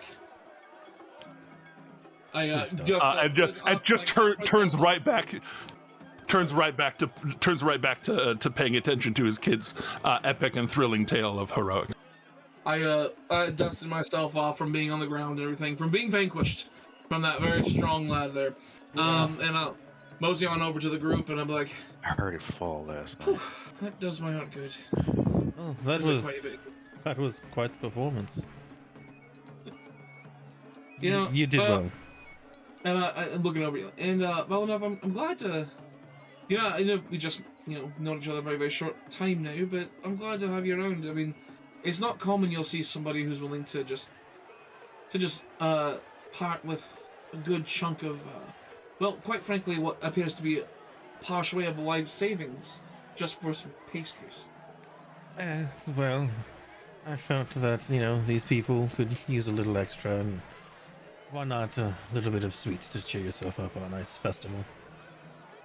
The good times, they come so sparingly. It's nice to actually have when they're here, you need to indulge. Cheers, we'll drink to that. Sips Jimothy. I'm just waiting for the really bad roll. I'm waiting for that nat one. Cheers, I'll drink to that. Sips not today, Satan. Yeah. Not today, Satin. Not today, Satan. Not today, Satan. Yeah. Eventually, it's just gonna be a nah. Yeah, eventually it's gonna be nah. Yeah, it's just one note. Just In the future, we won't say it. We'll just go ha. And everyone knows what we're talking about. Exactly. We knew it was The birth of an in joke. And eventually, Barton, closed up the side of the cart, and climbs back up. The Barton garden. All right, Marty. Oh wait, he shakes the reins and I'm sorry. What did you say the guy's name was? Marty. Barton. No, Marty was the name of the donkey, and Barton Marty. is Yeah. Barton and Marty. That's the Martin Markart. So, like Doc Martin. Nailed it. But Does he sell shoes?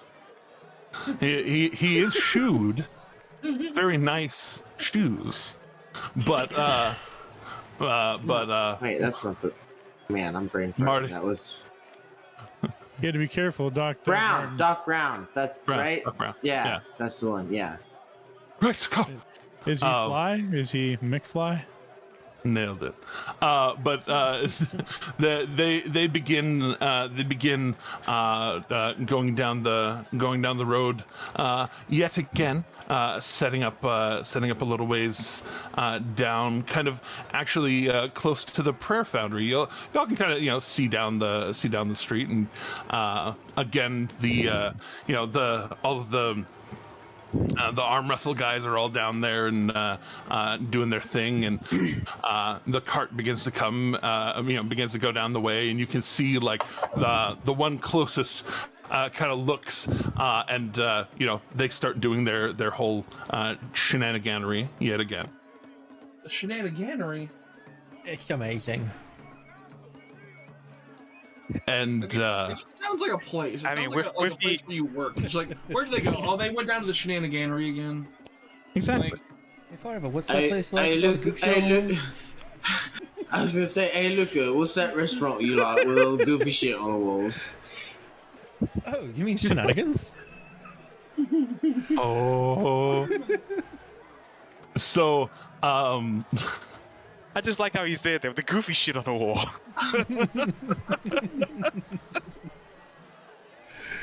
as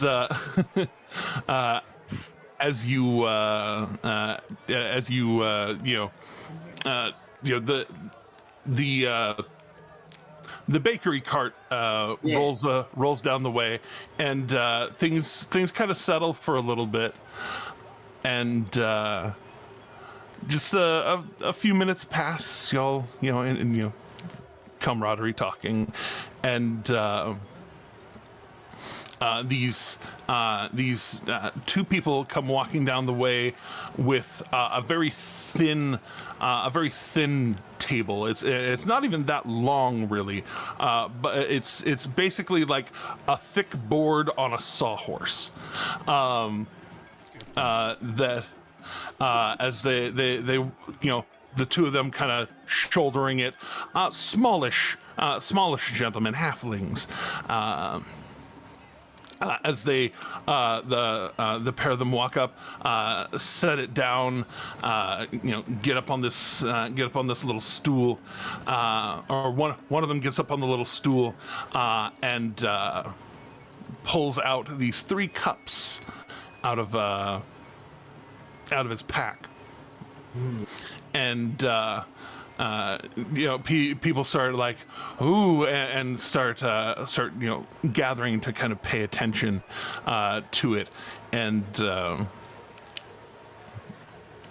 he looks like he kind of like manifests a coin, just very quickly, sleight of hands a coin. Valaneth, you see it come like right out of his sleeve, and kind of he just kind of flicks one out of his sleeve into his hand between his fingers, and like showing it off quietly, doesn't even say anything, and just showing it off, flips it around. As it lands on the table, he covers it with a cup, and then starts doing moving the cups around, and his partner calls out, "Behold the magical portal to King Dwendal's vaults!" Ooh, and the one moving around the cups is very focused on his cup game. It is pretty strong. Passively, the only one of you that follows it very well Valineth, and What's your passive? What- That's what's my the passive question. for that? It's a 25. Oh my gosh! Because I have a So you 17. you have like 3 different rings on? Like what the fuck? No, I don't even have one. no, he's just an expert and stuff. And as you know, he shuffles around,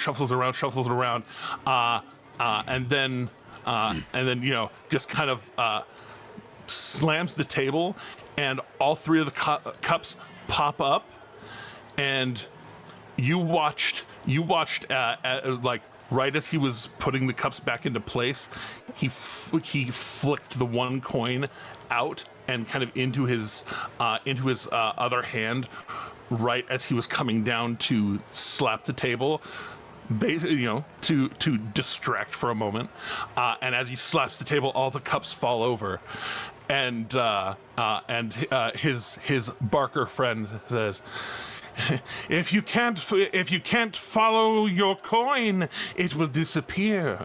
But if you follow it, it will double. And as he says double, the other guy kind of brings his hands around again, and another silver slips out of the sleeve that had the other silver in it, and the other one that's in his left hand, he slaps both hands down, and appearing suddenly are 2 silver. For everybody else, it is a little bit of a sleight of hand show of skill. You are following it perfectly, Bella. I love it. But the silent one kind of picks up both of the silver coins, does a little hand gesture. You watch him slip both of them back into his sleeve, and the Barker's like, all right, who's willing to bet silver or gold? We can pull them directly from King Dwendal's vault. Who's brave enough, wise enough?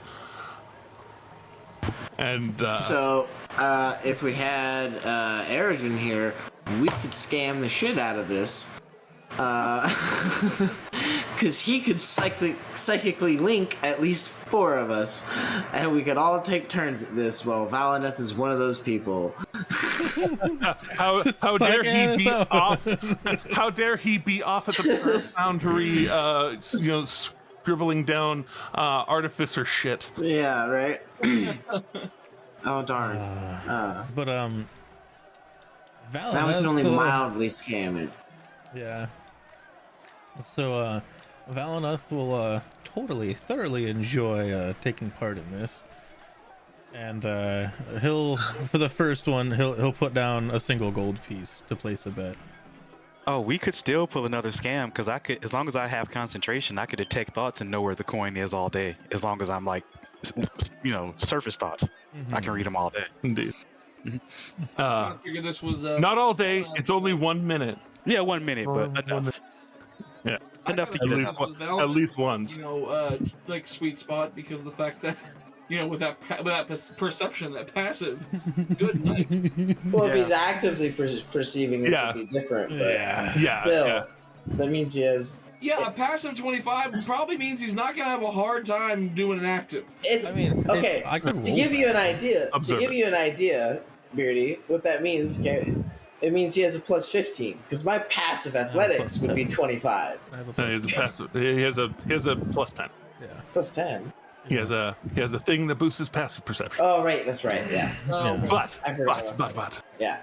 But don't worry about it. Don't worry about it. We're good. We're fine. Everything's good. Why are we let's talk about butts? Yeah, let's talk about butts. Why so much talk about butts?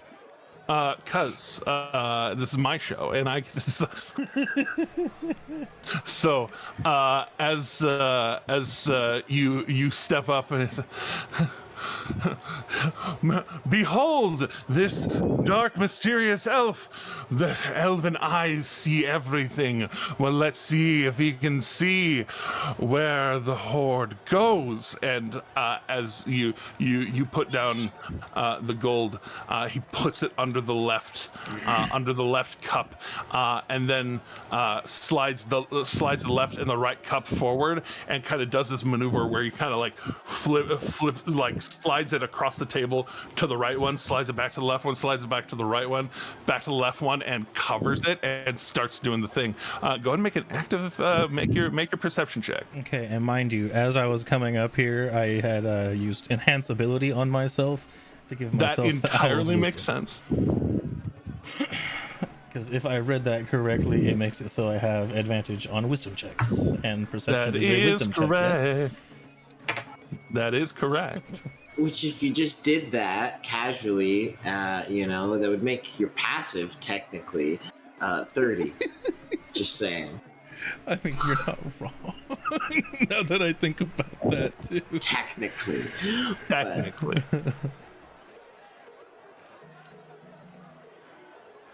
Wow, such low rolls. Jeez, really? All right. Well, as you're watching it go back and forth.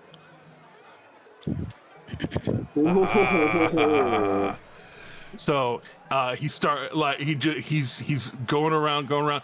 You actually like lose track of it for a second, but you got a good ear for things too, and so you actually pick up on the sliding sound of the gold piece, like after you kind of lose focus on it, and then you just kind of like listen for it, and then as everything stops, you are certain it is in the center.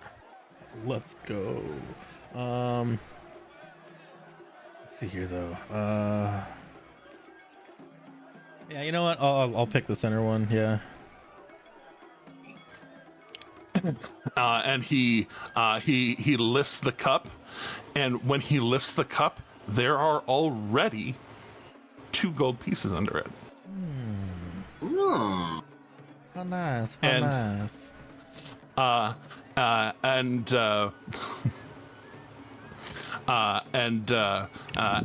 As it appears, he kind of smiles, like he's not mad that you caught it, and he just smiles and kind of gives you that like, good job, bud, and then puts all 3 cups on top of each other, this almost foot tall stack now of cup, and like, see, it can be done.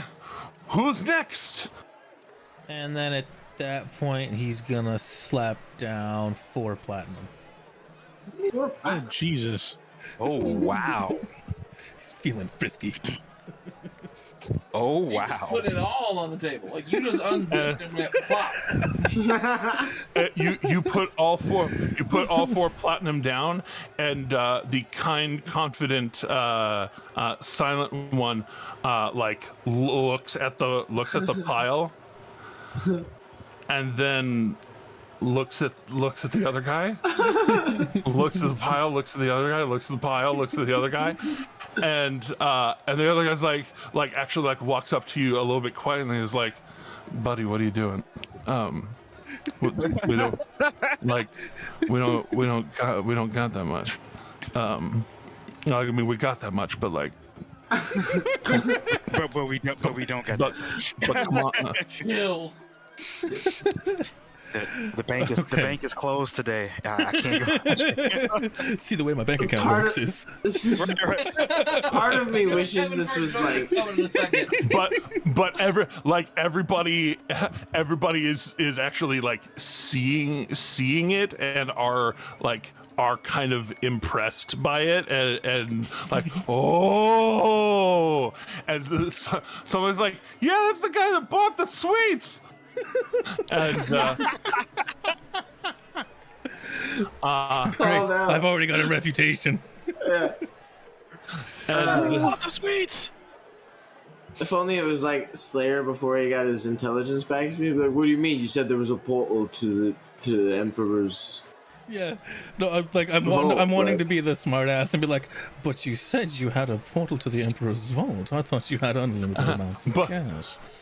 But like as people are kind of cheering on, the guy like he again like looks back to his partner and then looks at you, and there's this look on his face of like, you motherfucker, and then just kind of turns it down.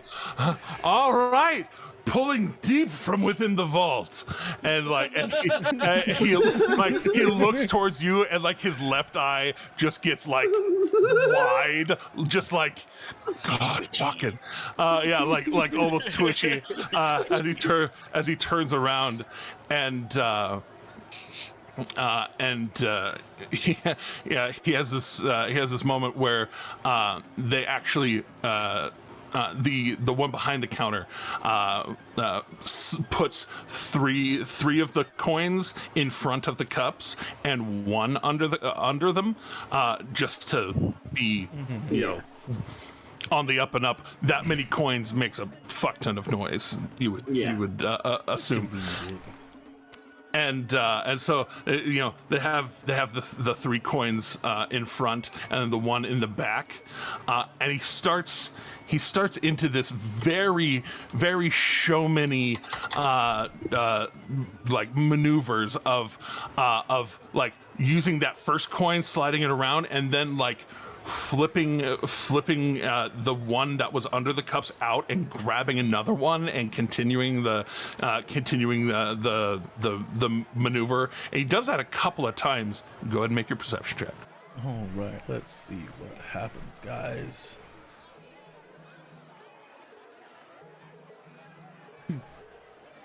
Oh, you die. And so it's good. It is so many. It is very like, again, intricate. He does that maneuver several times. All 3 of the coins ending all 3 of the outside coins ending up further away from the cups in this kind of, you know, this triangular arc. And then at the end of it, the halfling behind the counter, like, you could tell like he was focused, he was into it, he was kind of getting worked up about it a little bit, and then it's kind of and ta-da, kind of almost wiping away the nervousness with just a presentory, almost like Tom Hiddleston kind of ta-da, and you are absolutely certain it's on the left. Gonna pick the left one. And as you point to the left one, the one behind the counter like looks at you with those eyes of like, bro, I thought we were cool. And this is how I get my money. You just bought all these pastries to earn the money back, dog. And he tips the cup over and just like turns around and like sits behind the table, and you can tell he just kind of like that moment of like, this is one of the best performances I've ever done, and the fucking like I just lost 40 gold. And like he doesn't say anything, quiet, just drops, sits, and just kind of like head in his hands, and the barker's like, ha, see, anyone can do, and he You're right. This seems easy. I'll take a crack at it. and he goes into his pouch on the side, and he has 2 platinum, and the rest of it is in gold. As he pulls out what you're owed, and then you see his hand swirl around for a second in a very minor, small cantrip kind of spell, and you hear in your mind, "Now fucking beat it." And after getting handed his coin, he's gonna put away 1 platinum and then the 20 gold pieces, and then he's gonna reach his hand out to shake the guy's hand, and as in just a show of it was a good match, good entertainment and whatnot. And he's gonna try and sleight of hand at least to the other people around that are watching, to give him 1 platinum back. As you go for it, as you go for it, there's that moment of like hesitation to shake your hand, and then you can tell he sees the platinum, and because it goes from that definitely veneered over presentory smile, but like I fucking hate you, to to this moment of like, oh, like you can see it wash over him, like, oh, I guess I don't hate you, and kind of like and goes to shake your hand, and you see him go to put the coin away. You know what you're looking for, and it's for entertainment, right? Precisely, exactly. It's fun. It's fun, and kind of comes around, and you see him kind of whisper to the other guy, and his head comes out of his hands, and the barker pulls the platinum coin out that you gave to him and just puts it in his hand, and the guy has this moment of like, all right, like this kind of like shaking himself loose, and all right, it kind of like jumps back and forth, turns around, jumps back on the stool, and looks a little more inviting to get people to start coming up and playing the game some more. Slayer will actually give it a try. And Slayer, you coming up? Put a silver piece down. You put the silver piece down, and he kind of looks you up and over, and you don't look dumb by any means. You don't have a vacant expression on your face, no. But there is definitely that kind of like, oh, it's a Goliath. Okay, like this smarmy confidence again. There are stereotypes in this world. Totally, yeah. And I mean, like, I'm not super perceptive, but like, yeah, it's. Oh yeah, no, anything's possible. Decent, yeah. So, why don't fucking, oh, there it is. I didn't see it for a minute there. I was like, where even is it? I have lost the perception button a few times, failed my own perception check. Yeah. And so you watch it go around, and he's mid all 3 cups moving, flicking the coin around again, and it settles, and you are absolutely certain it's under the cup on the right. Yeah, right. And I point to the cup on the right. I'm like, it's in that one. It's definitely that one.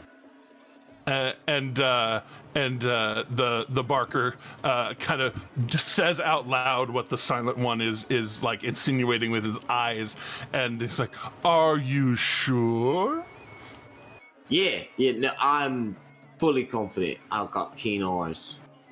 And he ends up lifting up the center one, and the coin is there, and then suddenly it mists away. Oh.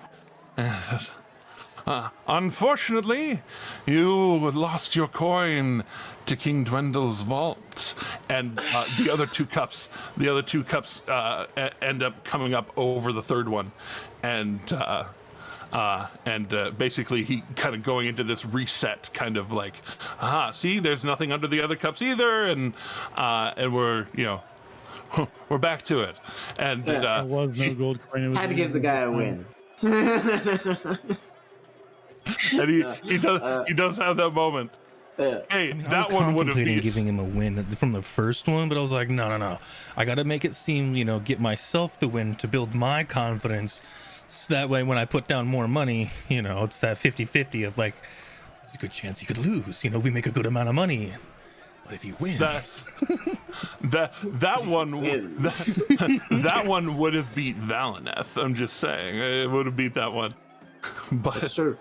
true. But And there's no way I could have beaten that one. yeah, There was have no to crit coin to get that one. It was just an illusion the whole time. There was no coin. Right. No, I think Valineth would have spot that too, honestly. I see it in the background, though. But well. anyway. So it looks like it vanishes away. Again, Valineth, you watch the one that's off to the side. It looks like he casts a spell at the moment that the one is evaporating away. You've seen some magic in your day. He basically minor illusioned it Thanosing away. Nice. And the one behind the counter actually in the maneuver kind of like palms the coin from the table after it minor illusions away. So there was a coin there the whole time. It vanishing was the trick. There's some showmanship to these gentlemen. Just a wee bit. All right, who's next? And they start barking out for others. Is there anybody else that wants to join in this one? No. Okay. As I slowly start to walk up, I make eye contact with the guy. I'm kidding. I'm not going to do that to you, him. and you look at him, and the other one stabs you. Yeah, no, that's kind of what I'd be waiting for. Yeah. No, we're not gonna do that. We're gonna leave him alone. I've traumatized this man and his people enough. And as their little act moves onward, there's at the very end of it, he says, that's it for our parade. If you follow the steps or the elevators up to up, you'll be able to find the Titan's Grasp stand. And try to move the great stone. As well, there are stands for mead and tapestries and all manner of things to buy at the landing platform in Up. I think we should give that a shot. Lifting heavy stuff, huh? That's what I'm hearing. I think we should maybe make our way that way then, yeah? I also heard of good meads. That sounds rather nice. Oh yeah, I mean, who doesn't like a good drink after some heavy lifting? That's true. And they go to move on, and seemingly the rest of the people kind of start walking across the street and everything, kind of anticipating that like the parade of these games is currently over. Makes sense. Well, that was fun. Yeah, it was great. You guys got some animals. I made a gold. I lost a silver. I made a good handful of gold.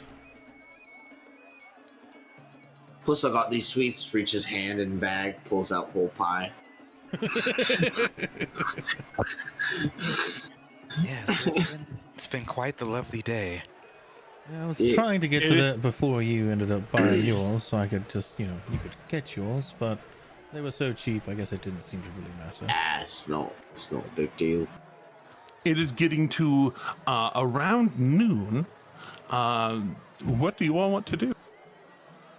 I'm gonna take my rabbit to the apartment. so I'm just not carrying around the cage and make sure to Oh, make sure it has I'll say, food and everything. reminder, Hupperduke is a house. It's a house. Yeah. Ah, Yeah, we got. It's a flop house. yeah. So I'm gonna take it back to the flop house. See, I'm it's gonna take my rabbit to the flop house. I see how that goes. I see how that goes. You mean your bunicorn? My bunicorn, Yeah. To Fisher's flop. It's a Mr. Unibun. Sliver, the Unibunny. It's It's a Unibun. The Yes. Unibunny. the universe. Mistress Sliver, you know. Is a girl, I know, but her name is Mr. Sliver. I heard mistress, so I'm sorry. No. So Mr. Sliver, when y'all get out of the outside and inside, right here in the late morning, early noon, actually, is about the time that Adkis wakes up, and he's kind of tooling around, and getting some water from the basin, and kind of having a little bit of a morning palate cleanser before heading out to have food, and then he sees you walking in with the bunicorn. Oh my gods, what is that? Oh, this is Mr. Sliver, and now I'm gonna take him. I'm gonna take her out. Adorable is what it is. I'm gonna take her. I'm gonna take her out the cage and put her, and just kind of hold her in my arms. As soon as you open the cage, Mr. Sliver just starts darting around the room. Not even not trying to escape, but this baby rabbit. As soon as there is a place to run, just starts hop, hop, hop, hop, hop, hop, and just kind of does this kind of arc around the room, and ends up coming back to you. Poop somewhere first. As a former rabbit owner, I know that to be true. That's on brand. Mm-hmm. You got it. You got it before I said it. As she's hopping around the room and gets back to you, Adkis starts walking towards the table, and you hear a little as he steps in rabbit shit. He was not perceptive enough to notice until it happened to him. I'm going to mage hand as much of it off the shoe as I can. He as he kind of steps a little bit. No, that's not shoe. Barefoot. He's still at home. And there's this face on his face of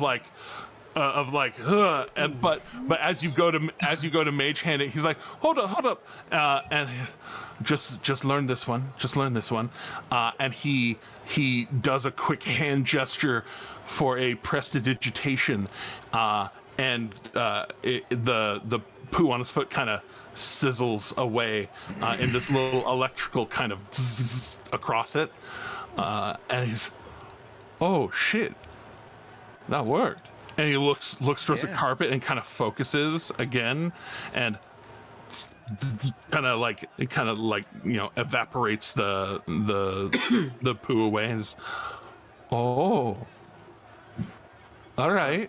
But we will work on getting her litter box trained. And Akira will hold her up and looking at her face like, you can't poop around everywhere. Only Fluff. On that regard, Tog, you're not leaving my shoulder for the time being. Yes, this is Tog, by the way.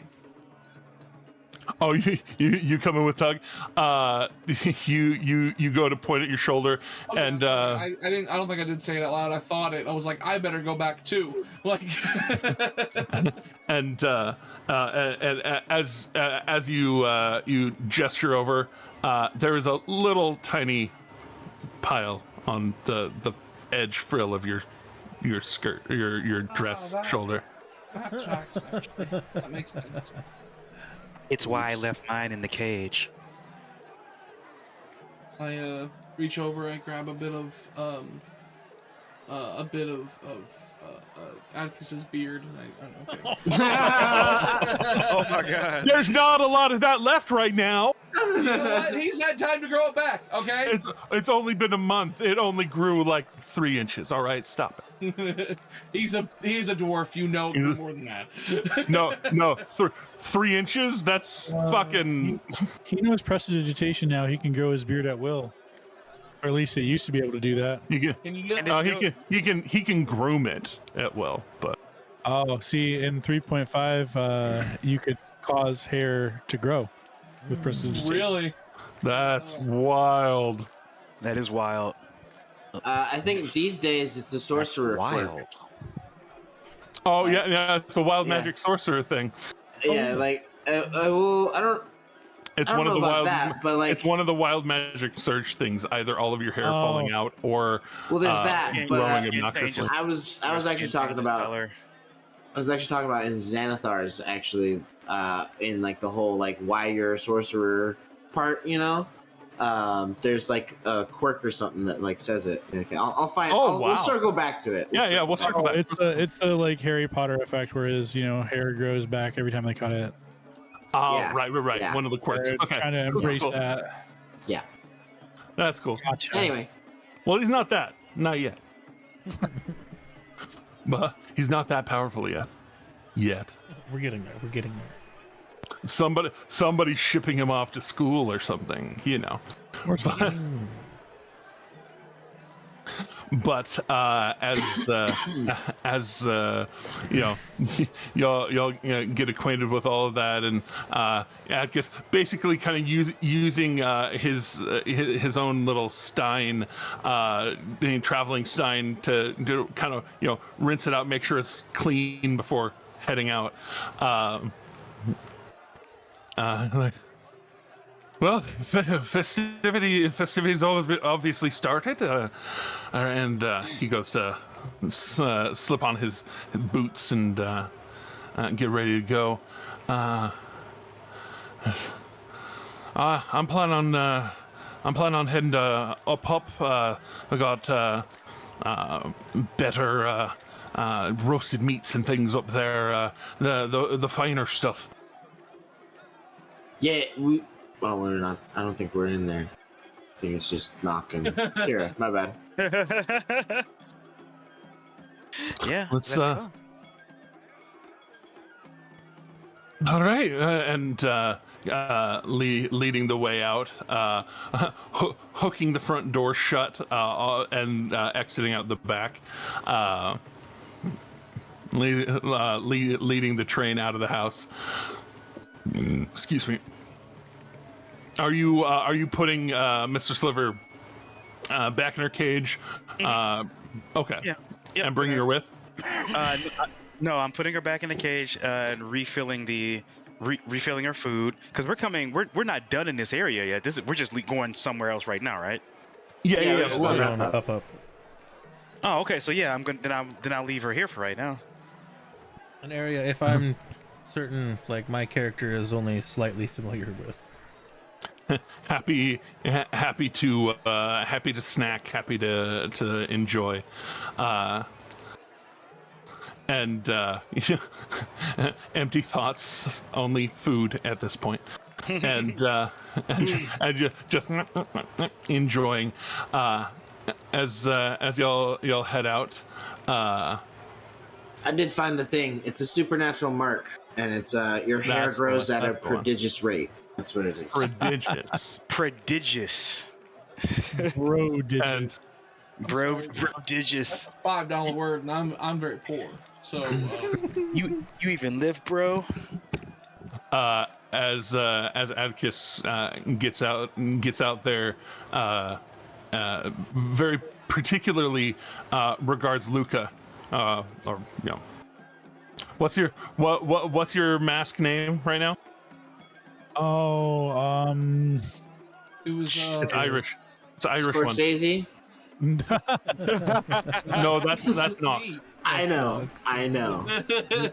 I'm Scorsese. Scorsese. it was Was it Tyrion? No, not Tyrion. It was Kieran. Kieran. That's right. Yeah. Yeah. Kieran McGowan and Saoirse McGowan. Kieran McGowan. Oh, Twins, born 24 days apart. that means we couldn't have been walking with our tails intertwined because you're in your Yes, we can. you're in your human guise. It would just be an illusion. You can still grab the tail. It just Nobody looked else- odd. it'll just look odd intermingling with airspace. Your tail is just going to be there, hanging on to nothing. Yep. It just looks like a weird knot in your tail. It's fine. But your tail's a little kinked. Are you okay? Yeah. Don't shame them. I like it that way. Don't shame I them. like it like that. Oh, All right, don't so think shame. We are not adults. We are just straight up not adults. it's fine. And but All of us went for it. Nobody had the restraint. Like, yeah. Well, I didn't hear Teddy.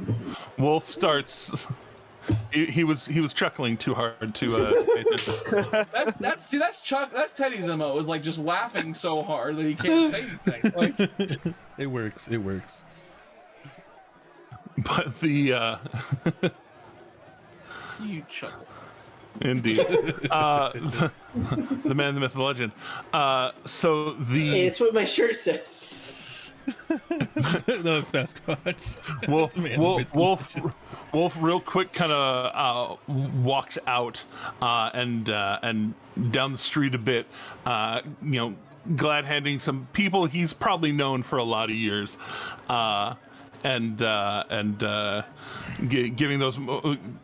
Y'all notice that like as he's going, people are complimenting that he looks like he's doing better for himself, and that he looks like he's cleaned up a bit, and all this, and he gives kind of the answers of like, yeah, I figured it was time to settle in and make a life and blah blah, all the kind of standard kind of gloss over answers that don't touch on the real issues. But he leads you all towards the elevators, and then he actually turns and starts going up the steps off to the side.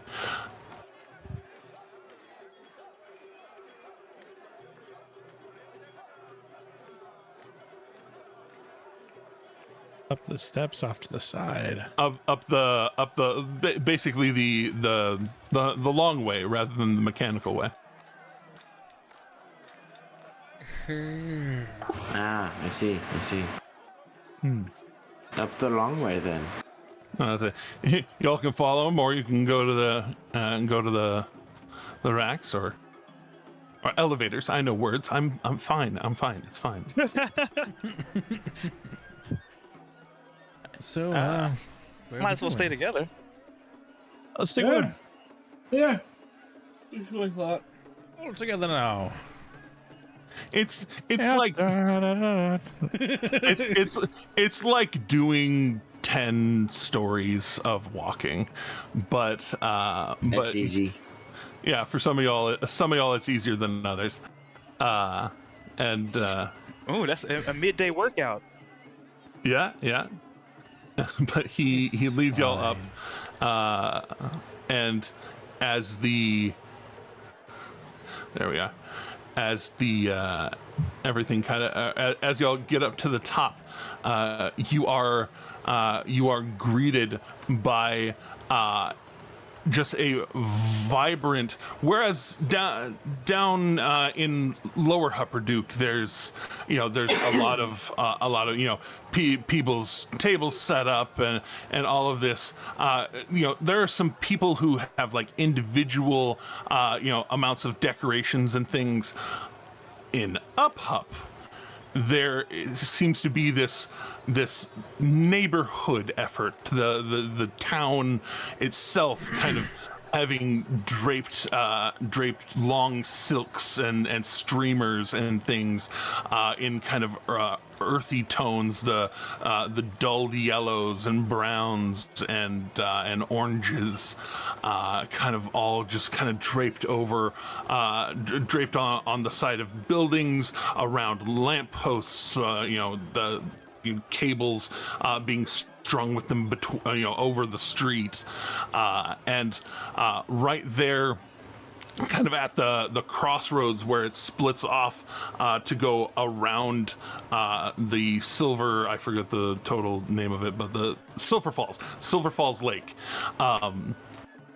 Especially for Valineth, before the last time you were here, Lower Hupperduke was Hupperduke, and up here was a little bit of like a nature trek to go to the Silver Falls Lake.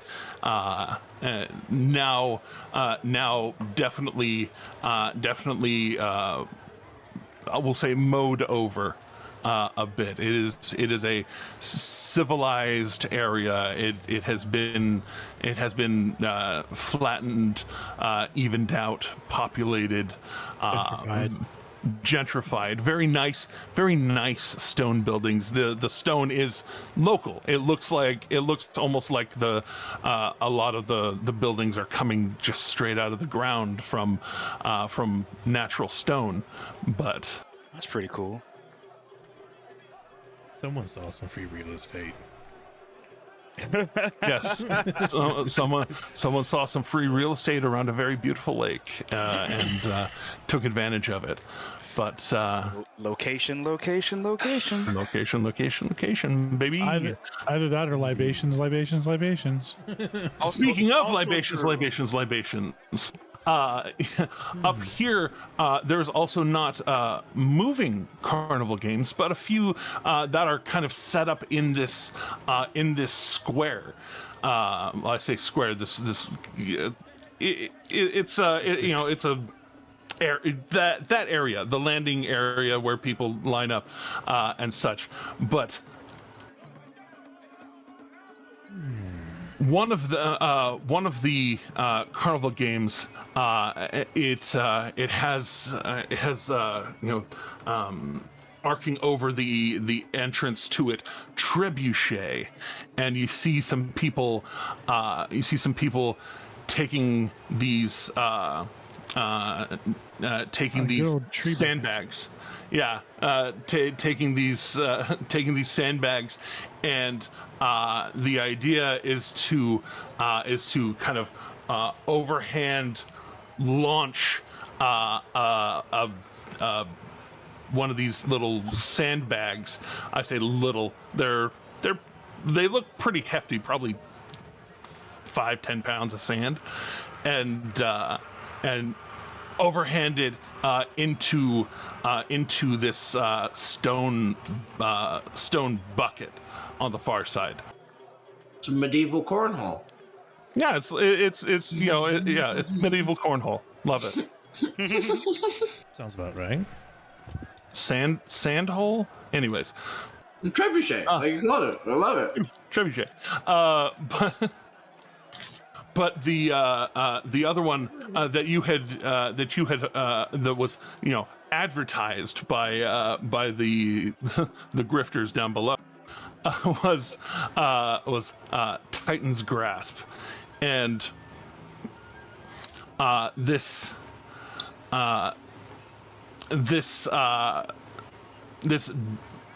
giant stone, just enormous boulder, probably the better part of 2,000 pounds. So no problem. One of you is no problem. But it has wedged under it this. It looks almost like it's a crowbar, but if the back end of the crowbar were kind of widened into a hammerable nail head, like a railroad spike of a head, and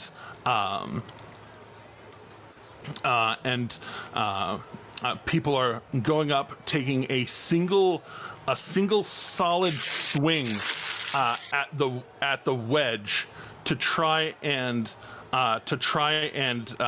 get it under it, so that it goes over. Basically, it's the stone is up on a ledge about a foot high, not terribly high, but it's already started to go over the edge, like probably 4 or 5 inches over the edge. This probably 2 foot wide, 2 foot wide. Sorry, not 2 foot. I know dimensions. I've done woodworking. Yeah, it's about a 3 foot wide stone, but it's big and rounded. And so it's moved probably 3 or 4 inches over the ledge, and you can tell, like, basically the game is get one swing on it, try and move it forward, and get it to go over the edge. And if it goes over the edge and actually tips and falls, then whoever ends up tipping it over and it falling will get the prize pot. So it sounds like we need to come back to this one after a handful of people have tried it, so that way we can take home the big pot. I was just gonna say, actually, I was like, so, and like, how many people are in line already though? Like, how big's the line? Like, it's line wait time. Oh, like, no.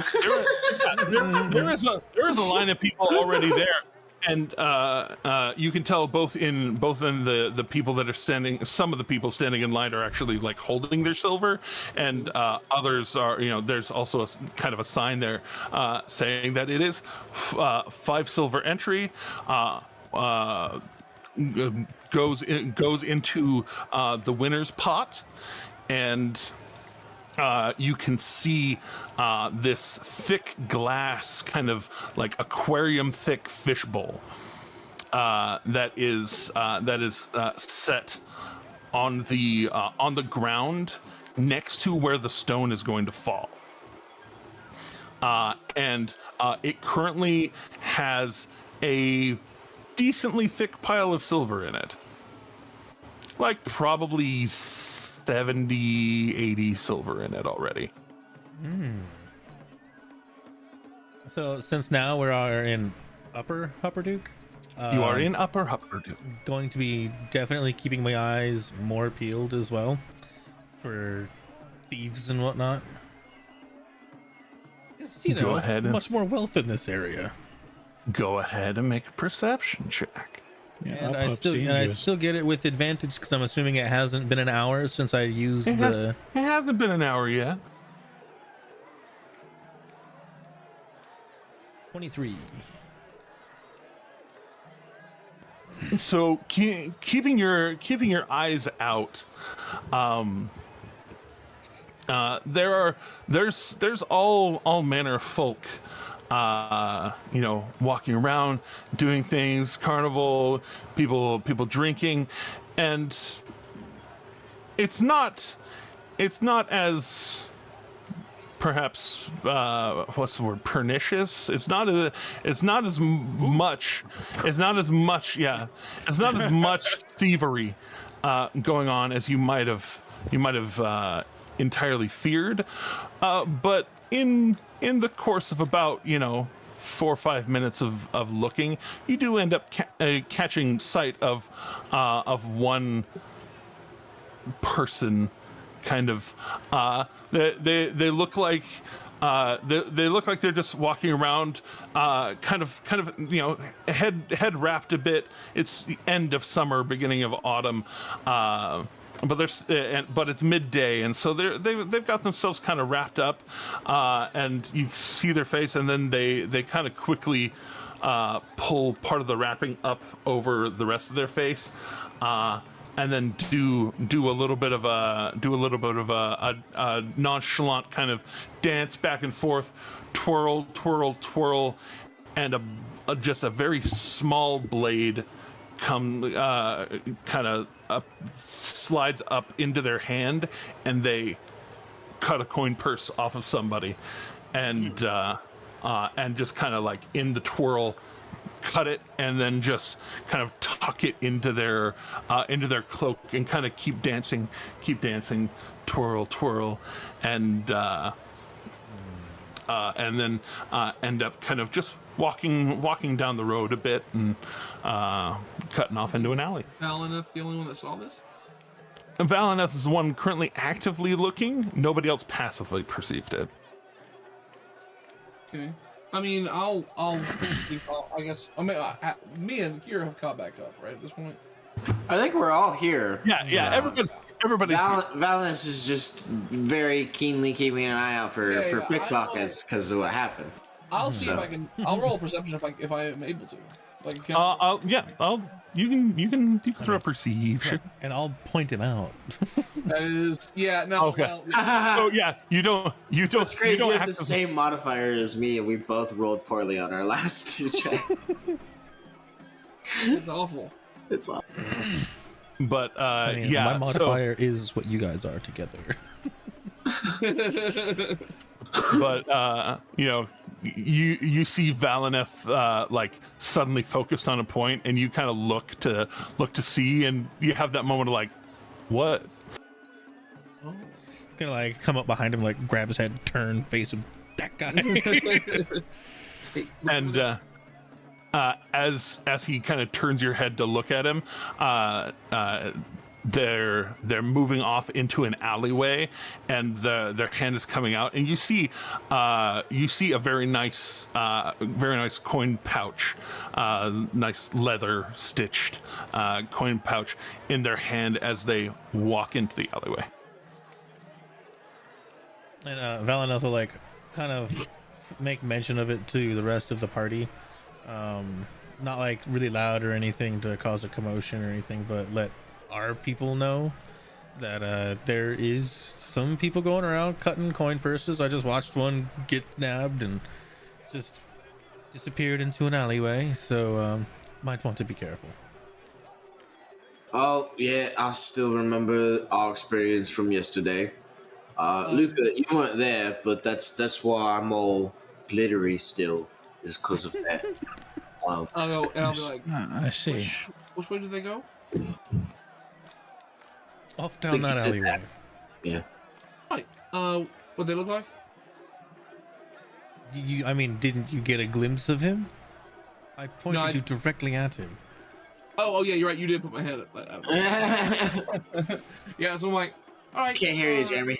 Yeah, I'll be right back. Yeah, the face was covered, but you did see kind of the brown cloak over tan kind of underclothing. Yeah.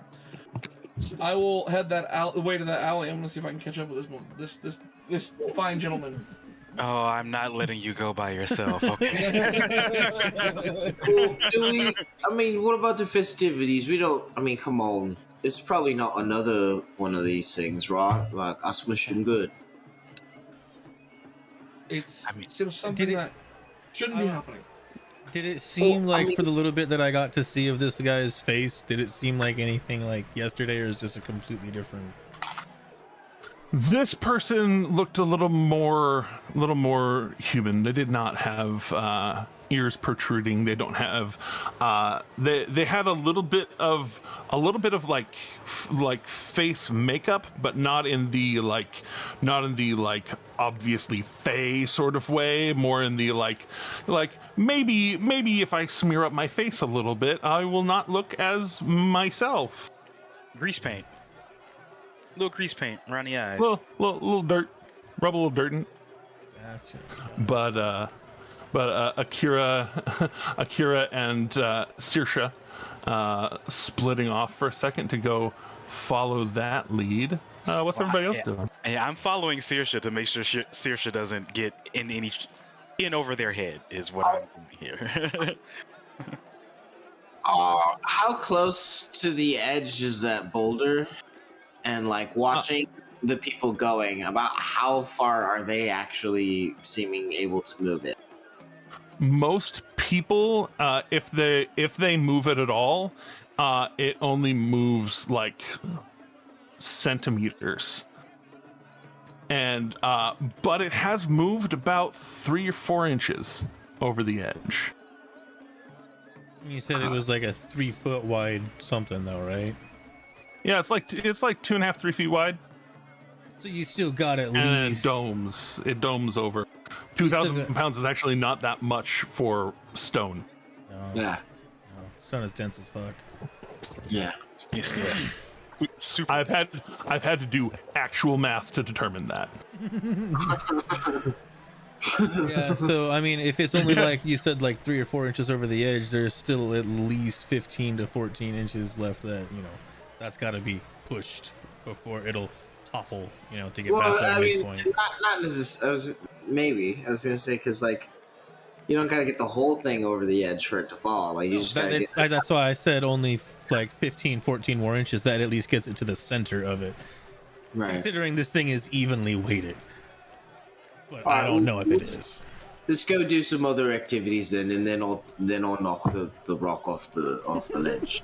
The confidence in this man. It's all in his mind earned though. Like no, I know. Until he is laid low again by like another purple worm or something, like he's got all the confidence in the world. Like it's been all up since the purple worm encounter, so True. mostly. All right. So are Nock and Akira, are y'all going to follow this person's into the alleyway with any sort of stealth or finesse, or are y'all running? Are y'all going in a stop thief speed? I am not going in at stop thief speed. I will roll stealth to see what it nuts me. It's a 15. 20. Dirty 20. Because All right. I'm more following Saoirse than I am the thief. So Saoirse, as you kind of lead the way into the alleyway, go ahead and also make a perception check because you're both of you, because y'all are actually both looking, but percept tickles. Oh, I didn't see much. Jiminy Christmas. So Nock, Way better than that last one. so Nock, you come around the corner, slowly, and you see this cloaked figure kind of tucked into the side, like a side doorway, but the door is closed, and they just kind of like pulled themselves in pretty close, and just the change in the space.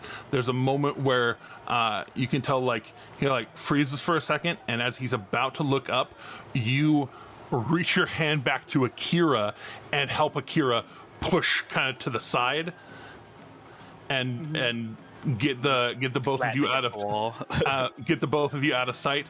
Average between y'all did just pass. Okay.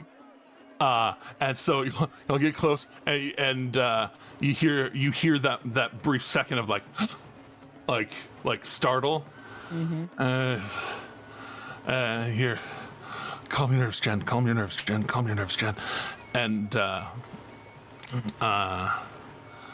in this somewhat feminine voice, and then you hear kind of the shuffling of coins as they are certainly being speedily counted. Okay. I will. So that you said, like, from what I can perceive, they're just behind this closed door. But No, they're not. like the door is closed. They're in front of it, underneath this kind of entryway awning. Okay. So they're not to- behind the door yet. Okay. Yeah, they're not inside the door. They're on the outside of the door. They're in the alleyway. You saw where they are, and they're just kind of like back to a door that, assumedly, it's probably not theirs because. Yeah. So I will, utilizing my stealth, I will do what I can to swoop in and get like right up on them so they don't have a chance to run away. Like, basically while they're sitting there busy, I will get like dead ahead of them as best I can to like in a kind of like a how you doing kind of way. All right, go ahead and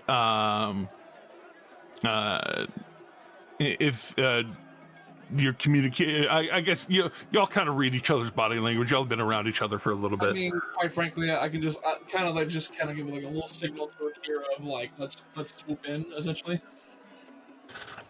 So with that, I'll have y'all roll initiative. Y'all are like the two of you are obviously going to have a surprise round, but it does kind of like the order of operations kind of determines whether or not you actually catch them by surprise or if you just have a free turn. So initiative, knock initiative, Akira.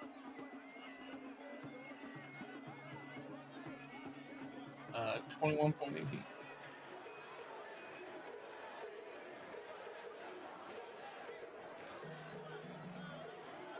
Oh, we both rolled a 21. Yep. And we No. do we both have an 18?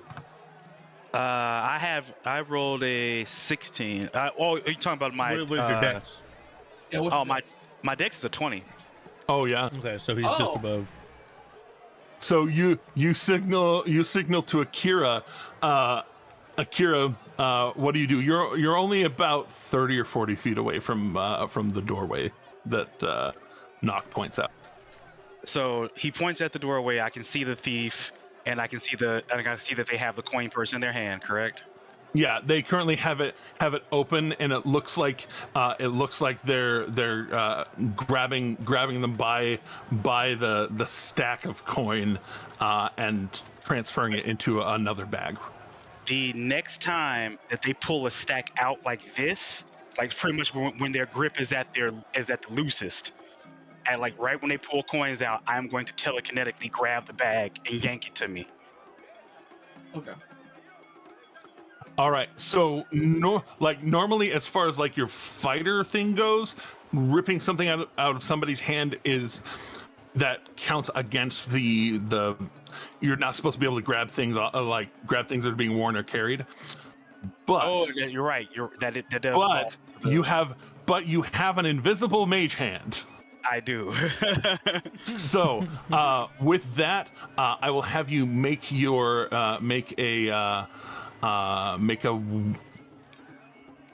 We did this before. It's a wisdom-based athletics check. Yes. No.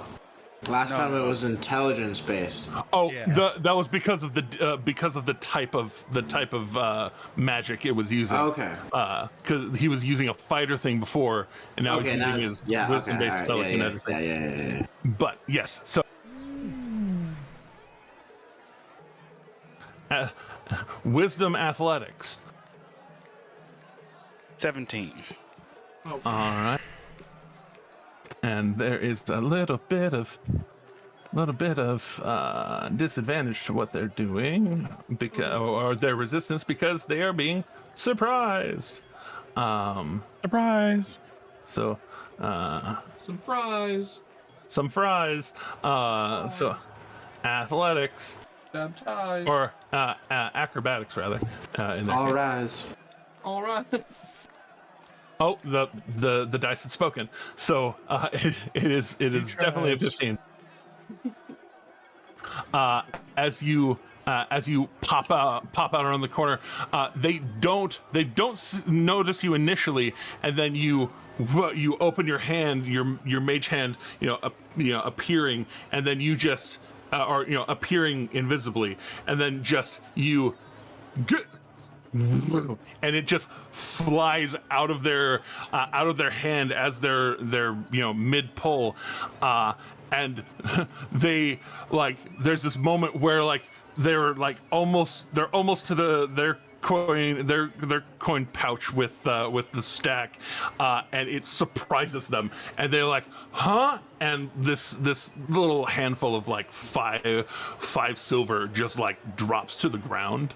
I will see if with my movement, being second in the initiative, will swoop over and try and grab that before it hits the ground and get in front of them, essentially. Okay. If I can. I don't know if I can. Well, I mean, you also have Mage Hand because of your things. Oh, yeah, I can. Yeah, it's true. I have Mage Hand. So, yeah, if you want to just, like, Mage Hand your Mage Hand underneath them and just catch them as they're falling, absolutely. They'd be falling in a stack, basically. And you just, reach out. I will be closing the gap between me and them ASAP. you reach out, the Mage Hand appears and swoops under it, and you just jump forward, kick off the wall, and land right in front of them. Do you say anything?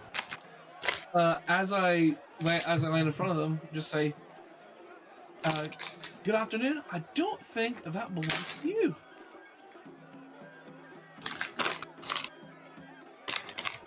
And this is where their surprise ends.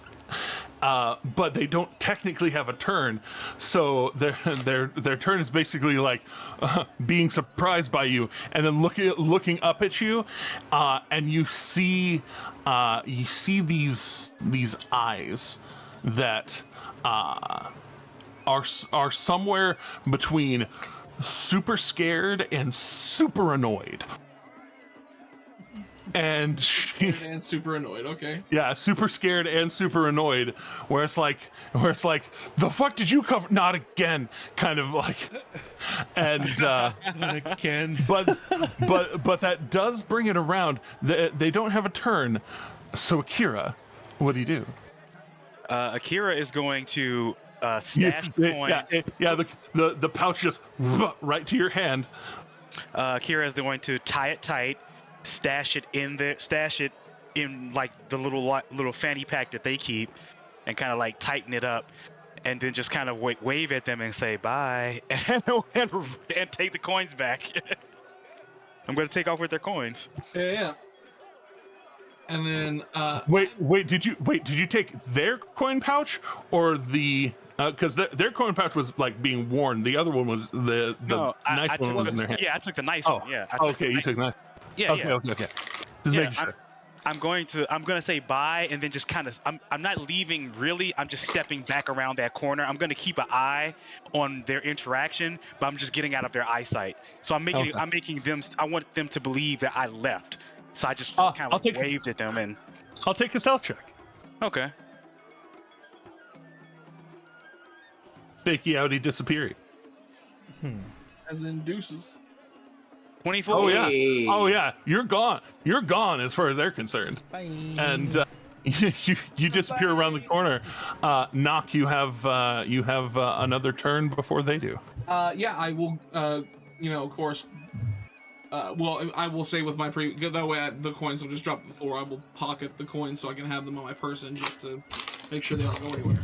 But I will grab this person by the collar, grappling them and pressing them against the wall. You scoop it out of your own mage hand just real quick, just scoop and drop. And I would have done that when I grabbed them previously. I would have made sure I got them. That way, this time I have my full action, full everything to grab them by the collar and pull them, like basically grappling them, pushing them against the door, and saying, "Now, what could you possibly need all that coin for?" I don't know if I need to roll to grapple or you will. That'll be an athletics check. Athletics. Not my strongest, but you know what? It's not bad either. Let's see. It's a 19. Not bad. Okay. Hey. So yeah, you reach out, grab him by the scruff, and start to lift him up a bit, and as you do, they anything else to do with your turn? Because that's technically one of your 2 attacks. Yeah. Well, I mean, does that count as an attack, or is is that a whole action? It's an attack. I'll say, until you have 2 attacks, it's an action. Once you have 2 attacks, it's one of your attacks. I didn't know that. Okay. Yeah, But it's fun. I'm not gonna harm this person yet. I will use a. Do I have anything for my bonus action? Let me look out. I don't know. I'm trying to think of any spells I have that would be like. Excuse me. Fear. I will. I can't. Okay. Yeah. Sorry. You know what I will do? I will focus light. I will cast light on my hair to make my hair kind of like shine brighter.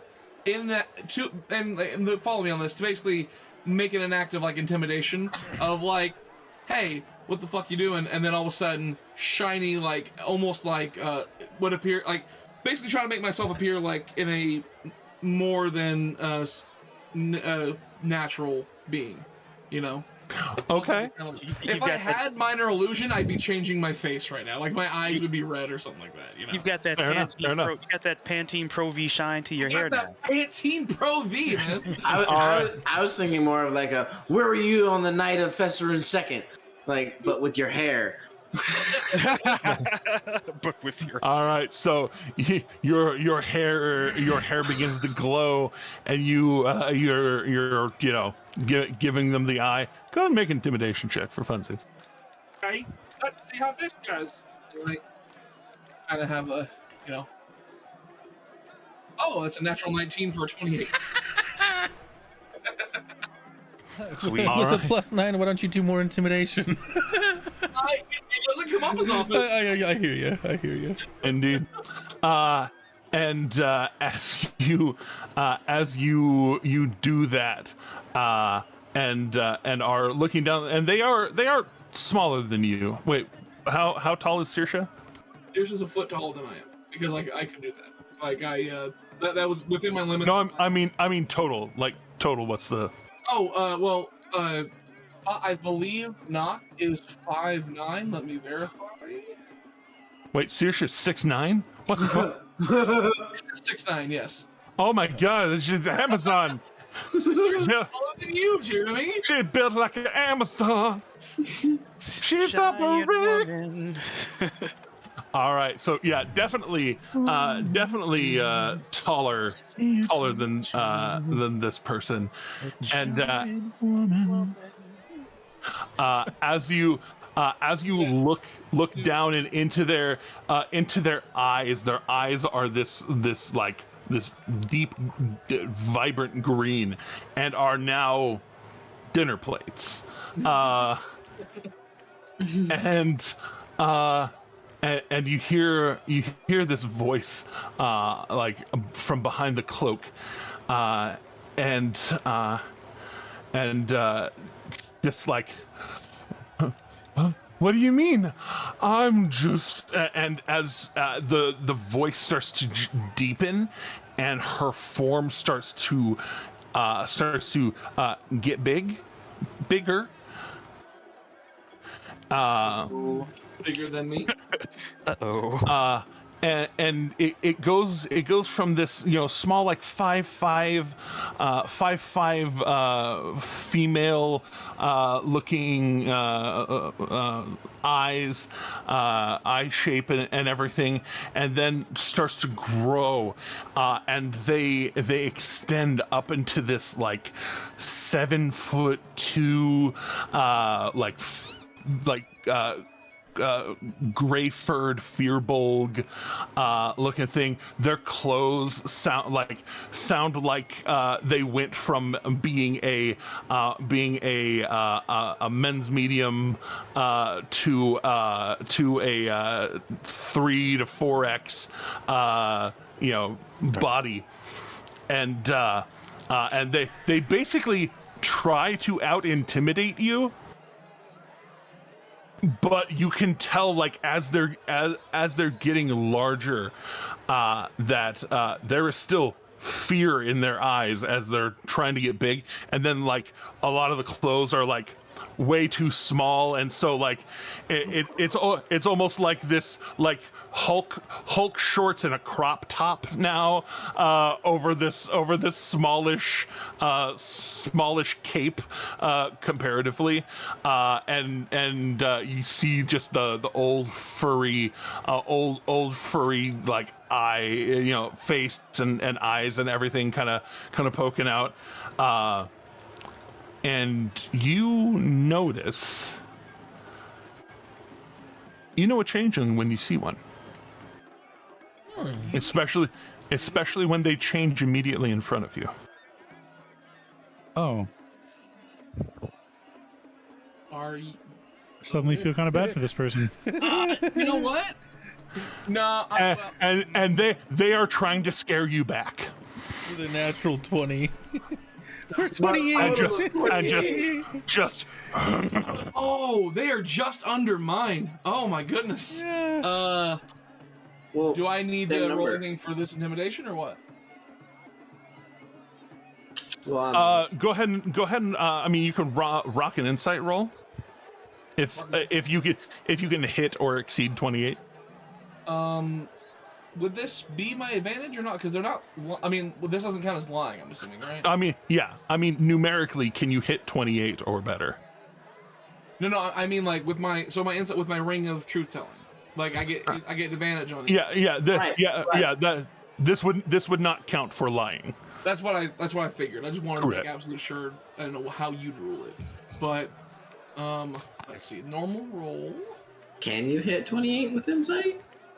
Yeah, no, that's what I was asking. I was If gonna your see modifier if I was could- high enough. Oh, I'm sorry. I was gonna see if I can get a natural 20, but yeah, no. Oh, yeah, no 25 worries. is my highest.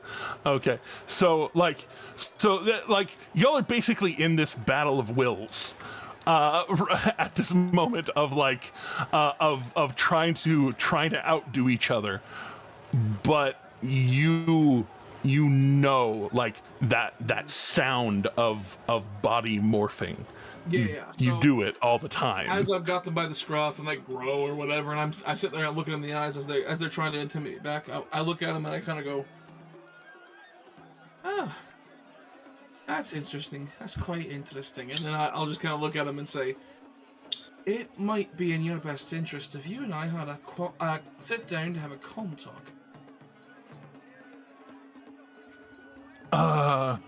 As part of that, go ahead and make a persuasion check. Persuasion. Unless Akira chimes in, I am assuming Akira is just dipped off to the side and watching. Well, yeah. Akira is watching, and when they see this thing transform, they're definitely like, kind of like they're getting in. They're like prepping themselves. Like, okay, I'm gonna run past, knock, jump off the wall, kick them in the face. Got it. Okay. Doing the Sherlock Holmes thing, analyzing. Pretty much like when I get there, key point, off wall, kick face. I would like to think the rest of us are maybe at a nearby mead vendor close to the alley that they walked down while we wait. Meadery. On one of those trolleys that have bicycle pedals while you sit there and drink while it takes you around the city. You guys are just having a grand old time, like. They're Fantastic. having the perfect New York afternoon. There are too many of those in Bend, and I hate them. They're so annoying. They are so annoying. They block traffic. It's awful.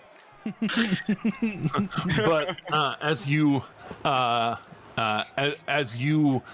of plead for them to I say plead, very very kindly ask them to stand down. There's a moment where they're going to try and get out of this. So go ahead and athletics check for you to hold on, as they are going to try to yeet. Oh, that's 24. That is not a 24. It is an action to try and get out of a grapple, which is a pain in the ass. That is not an attack. So they try to shake loose and pull free, but like they're you've got them by the collar, and so they try and slip the shirt fucking neck though, and they do not slip free of the shirt. The fuck you talking about? What's your problem? In as they try and jostle away in retaliation, I will unarmed strike headbutt. Just say, now, come on, rethink this. All right, go ahead and go for the headbutt. 22.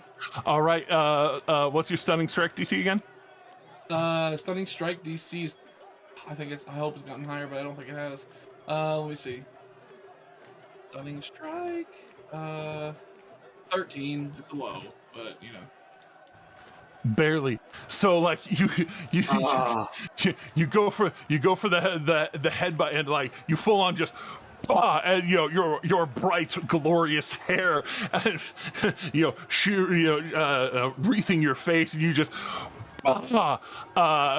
rethink this, and like he's got free hands, and so like and he like grabs his forehead, he's like, the fuck you doing, man? I look at him. You have another attack. It would be in your best interest to sit down and talk about this calmly. This time it's an intimidation check.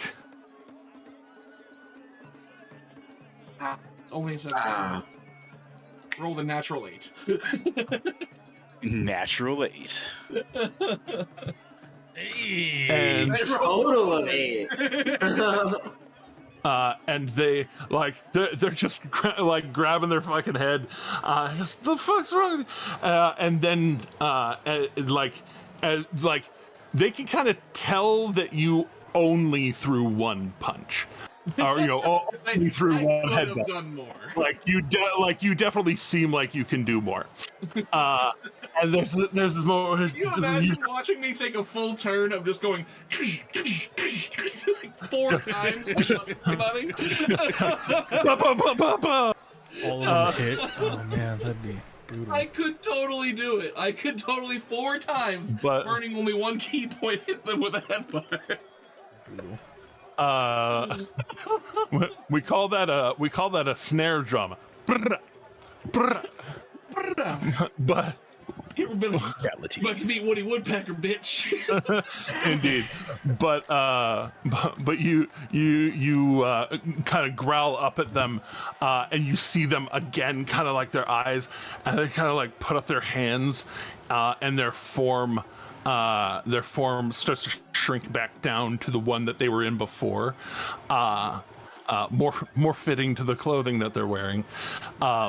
Kind of this small framed woman, kind of slighter build, kind of almost think Emmett from the Lego Movie. He's just like super ordinary dude.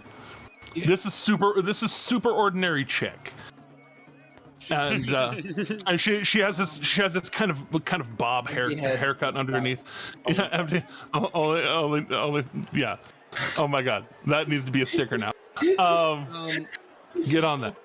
But this kind of black bob, bright back to bright green eyes, and she's like kind of looking up at you, hands up, and just be like, what, like, the fuck's your problem? You Crown's Guard? Don't sully my name by putting me in the same sentence as them. And I look. And there's that moment where like both hands are just like, cool, like all right, I'm with that. And I look at her and I say, I've got, like, if I let you go and you run, I want you to remember one thing. I used my head. If you run, I use my arms and my legs next. And she starts to weigh on your hand a little bit as she kind of starts to crouch down against the door and like hands out to the side, and basically trying to set herself into a sit. Alright. And so I will loosen my grip finally, and I'll look at her and I say, "Now, that party trick of yours, I know exactly what it is. And it's in your best interest that we talk about it before you go blow on your cover."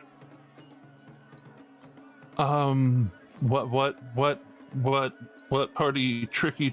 It's a magic trick, man.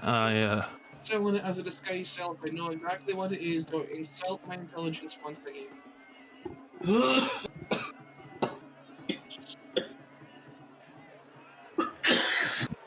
As I, You, and I will go, I will just say, turn into knock, and I'll go, "It is in your best interest for us to talk." So she sees changeling face, not just one of my personas. I'm having a little bit of a fuzzy mic on you, but I think I got what you were. I'm sorry, can you repeat that?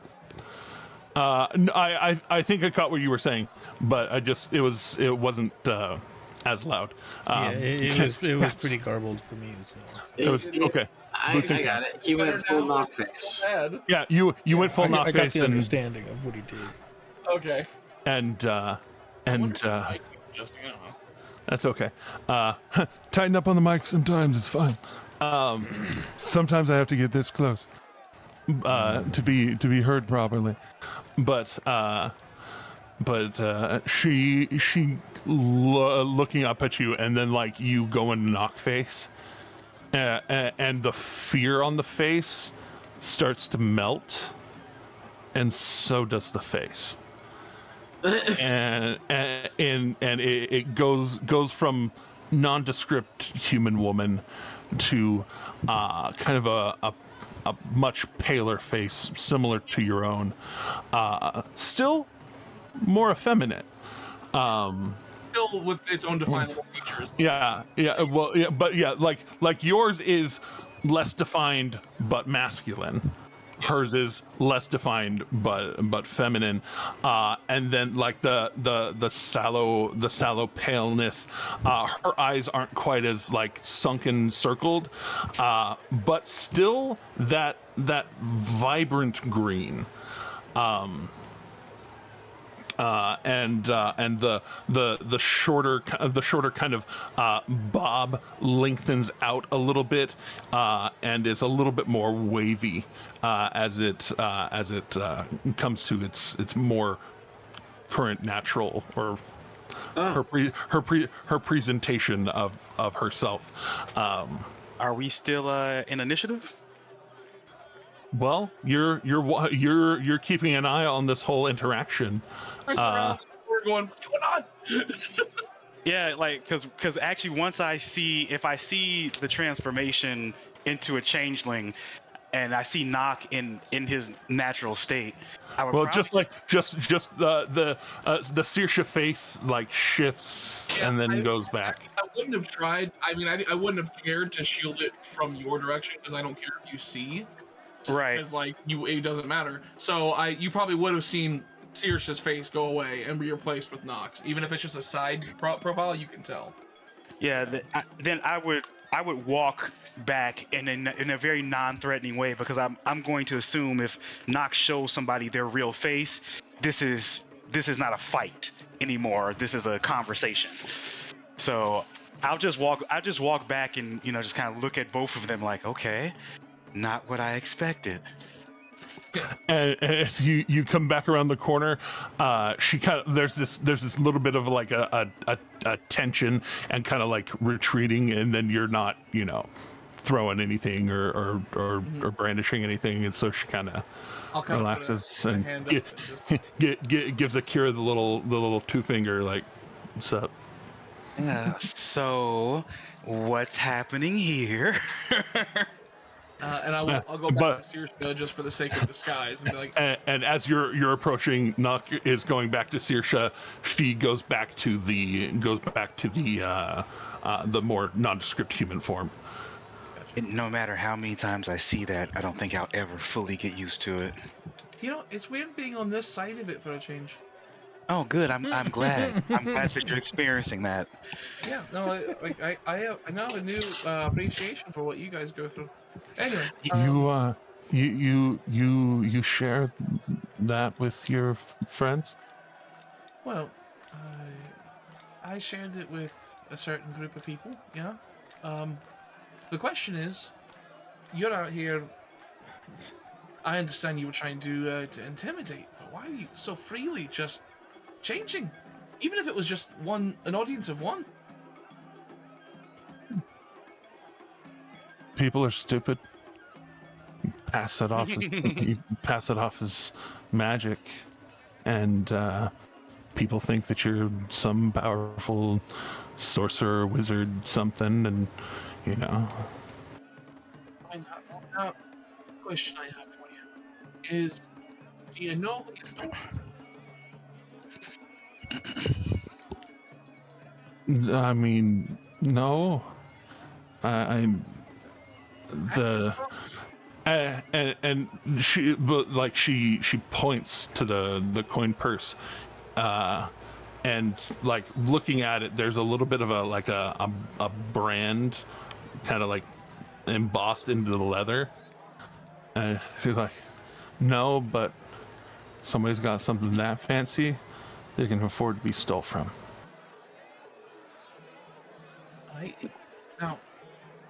Now, here's what my problem. You don't know. I don't know who the hell it was. I don't think you do either. But just because they got a fancy coin purse, you're gonna snatch it off. What if that was their life savings? What if that was everything they had? Did you think about that? No, most people don't. Most people don't walk around the festival with their life savings, though. Truth be told, that is fair enough. I get that. I'll give you that. However, you don't know. Just because they're stupid doesn't mean they deserve to be stolen from. But I know this 8'10" guy who does. To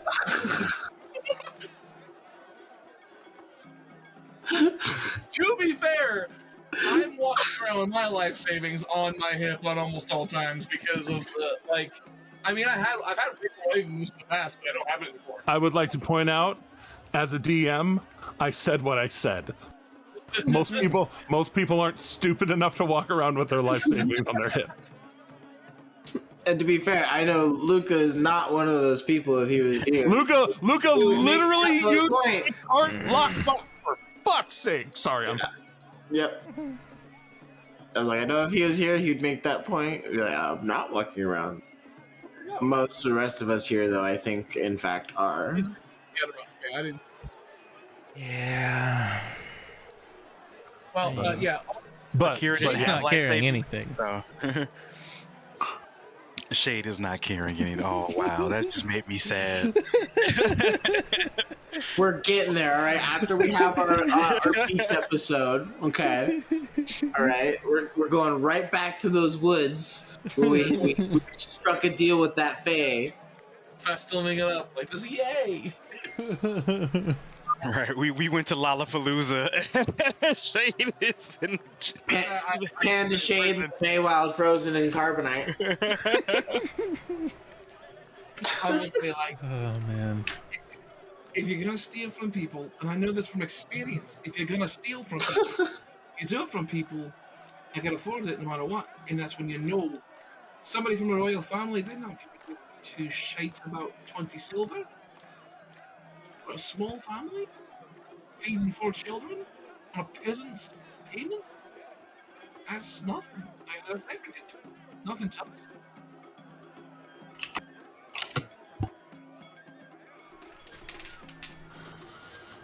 yeah, that's why that's usually why I do my work up and up. But yeah, I get what you're saying. You gotta think about, do they deserve it? Well, if they deserve it, if they're bad people, by all means, free season. That's not how it always is, though.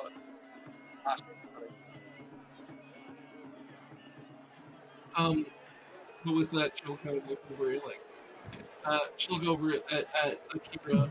Tighten up on the mic. Oh, sorry. I'll look over at Akira, and I will take the coins that I have taken from this person, give them over to Akira, and say like, "Here's the rest of what was taken." And then I look over at this other changeling and be like, "I don't want you to go hungry, so and I'll take like I'll just straight up take a platinum out of my inventory and give it one platinum." Akira looks at you giving this platinum. Is like, where did I miss out on all of this? and like she hesitates for a long second, like seeing the platinum in your hand in front of her face, and she's like, "Is this a trick?" No trick. And she'll snatch it and like actually like bite it and kind of fiddle with it and like see, like kind of feel around it, see if any of it's like shaved off and whatever. It's like,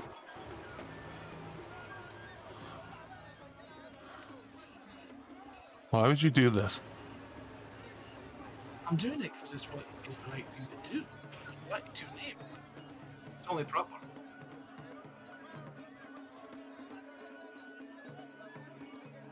Who are you? And she actually breaks eye contact finally and kind of goes to put the platinum into her coin purse, and then kind of takes a full like hand load of coinage out that is not the platinum.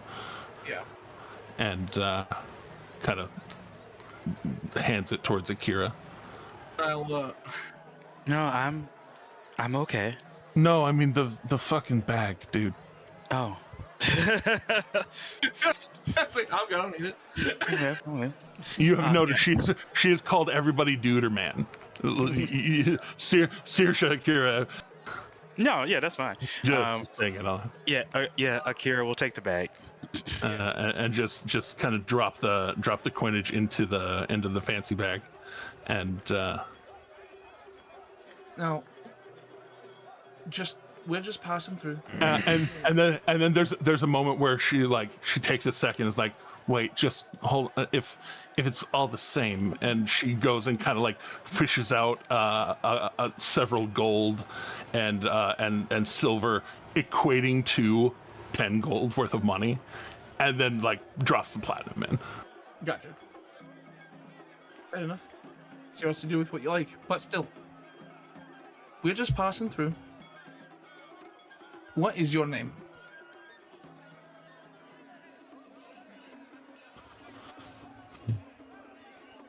Hornet. You throw that in chat just so I know how to. Hornet, like the terrible insect. Okay, that's what I wasn't sure. Like, okay, Just making sure.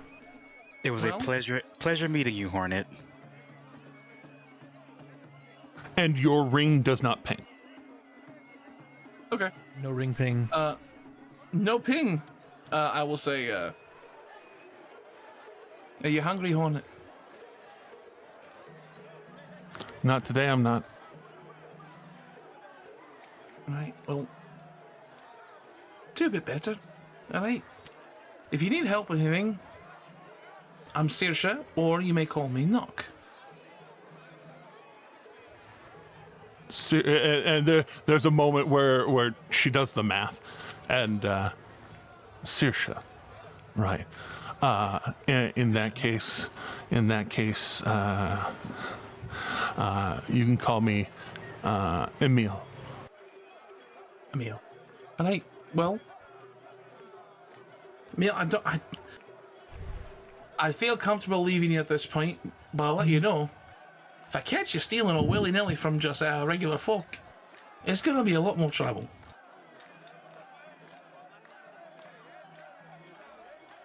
Right. Do we have an understanding? Yeah, Saoirse. All right. Well, how about you go out and get yourself a bite? I have, on good authority, there is a pastry cart going around that is filled to the brim and charging nothing. So you have at least something there. But other than that, have a pint or two, if you like. Have a good time. Enjoy the festivities. It's a good day. We don't get very many of them. We need to indulge when we can. Yeah. And she goes to reach up for a hand up. I'll give her the full clasp, like the to the forearm. Yeah, like pull her up and thanks, knock. And she says knock with it very, very softly. Yes. And I will start walking away with Akira, and I will actually cast message to her as I'm walking away, just saying like that way the voice is just coming from seemingly nowhere, and just like I've got eyes everywhere. Remember. Jeremy, you're muted again. There's that little bit of a yip because she wasn't like anticipating it, and then and you actually hear her. You hear her. I'm just walking. Yeah. You hear her actively chuckle, and then the kind of sound of a cloak being flicked up, and she does not follow you. Okay. She likes you.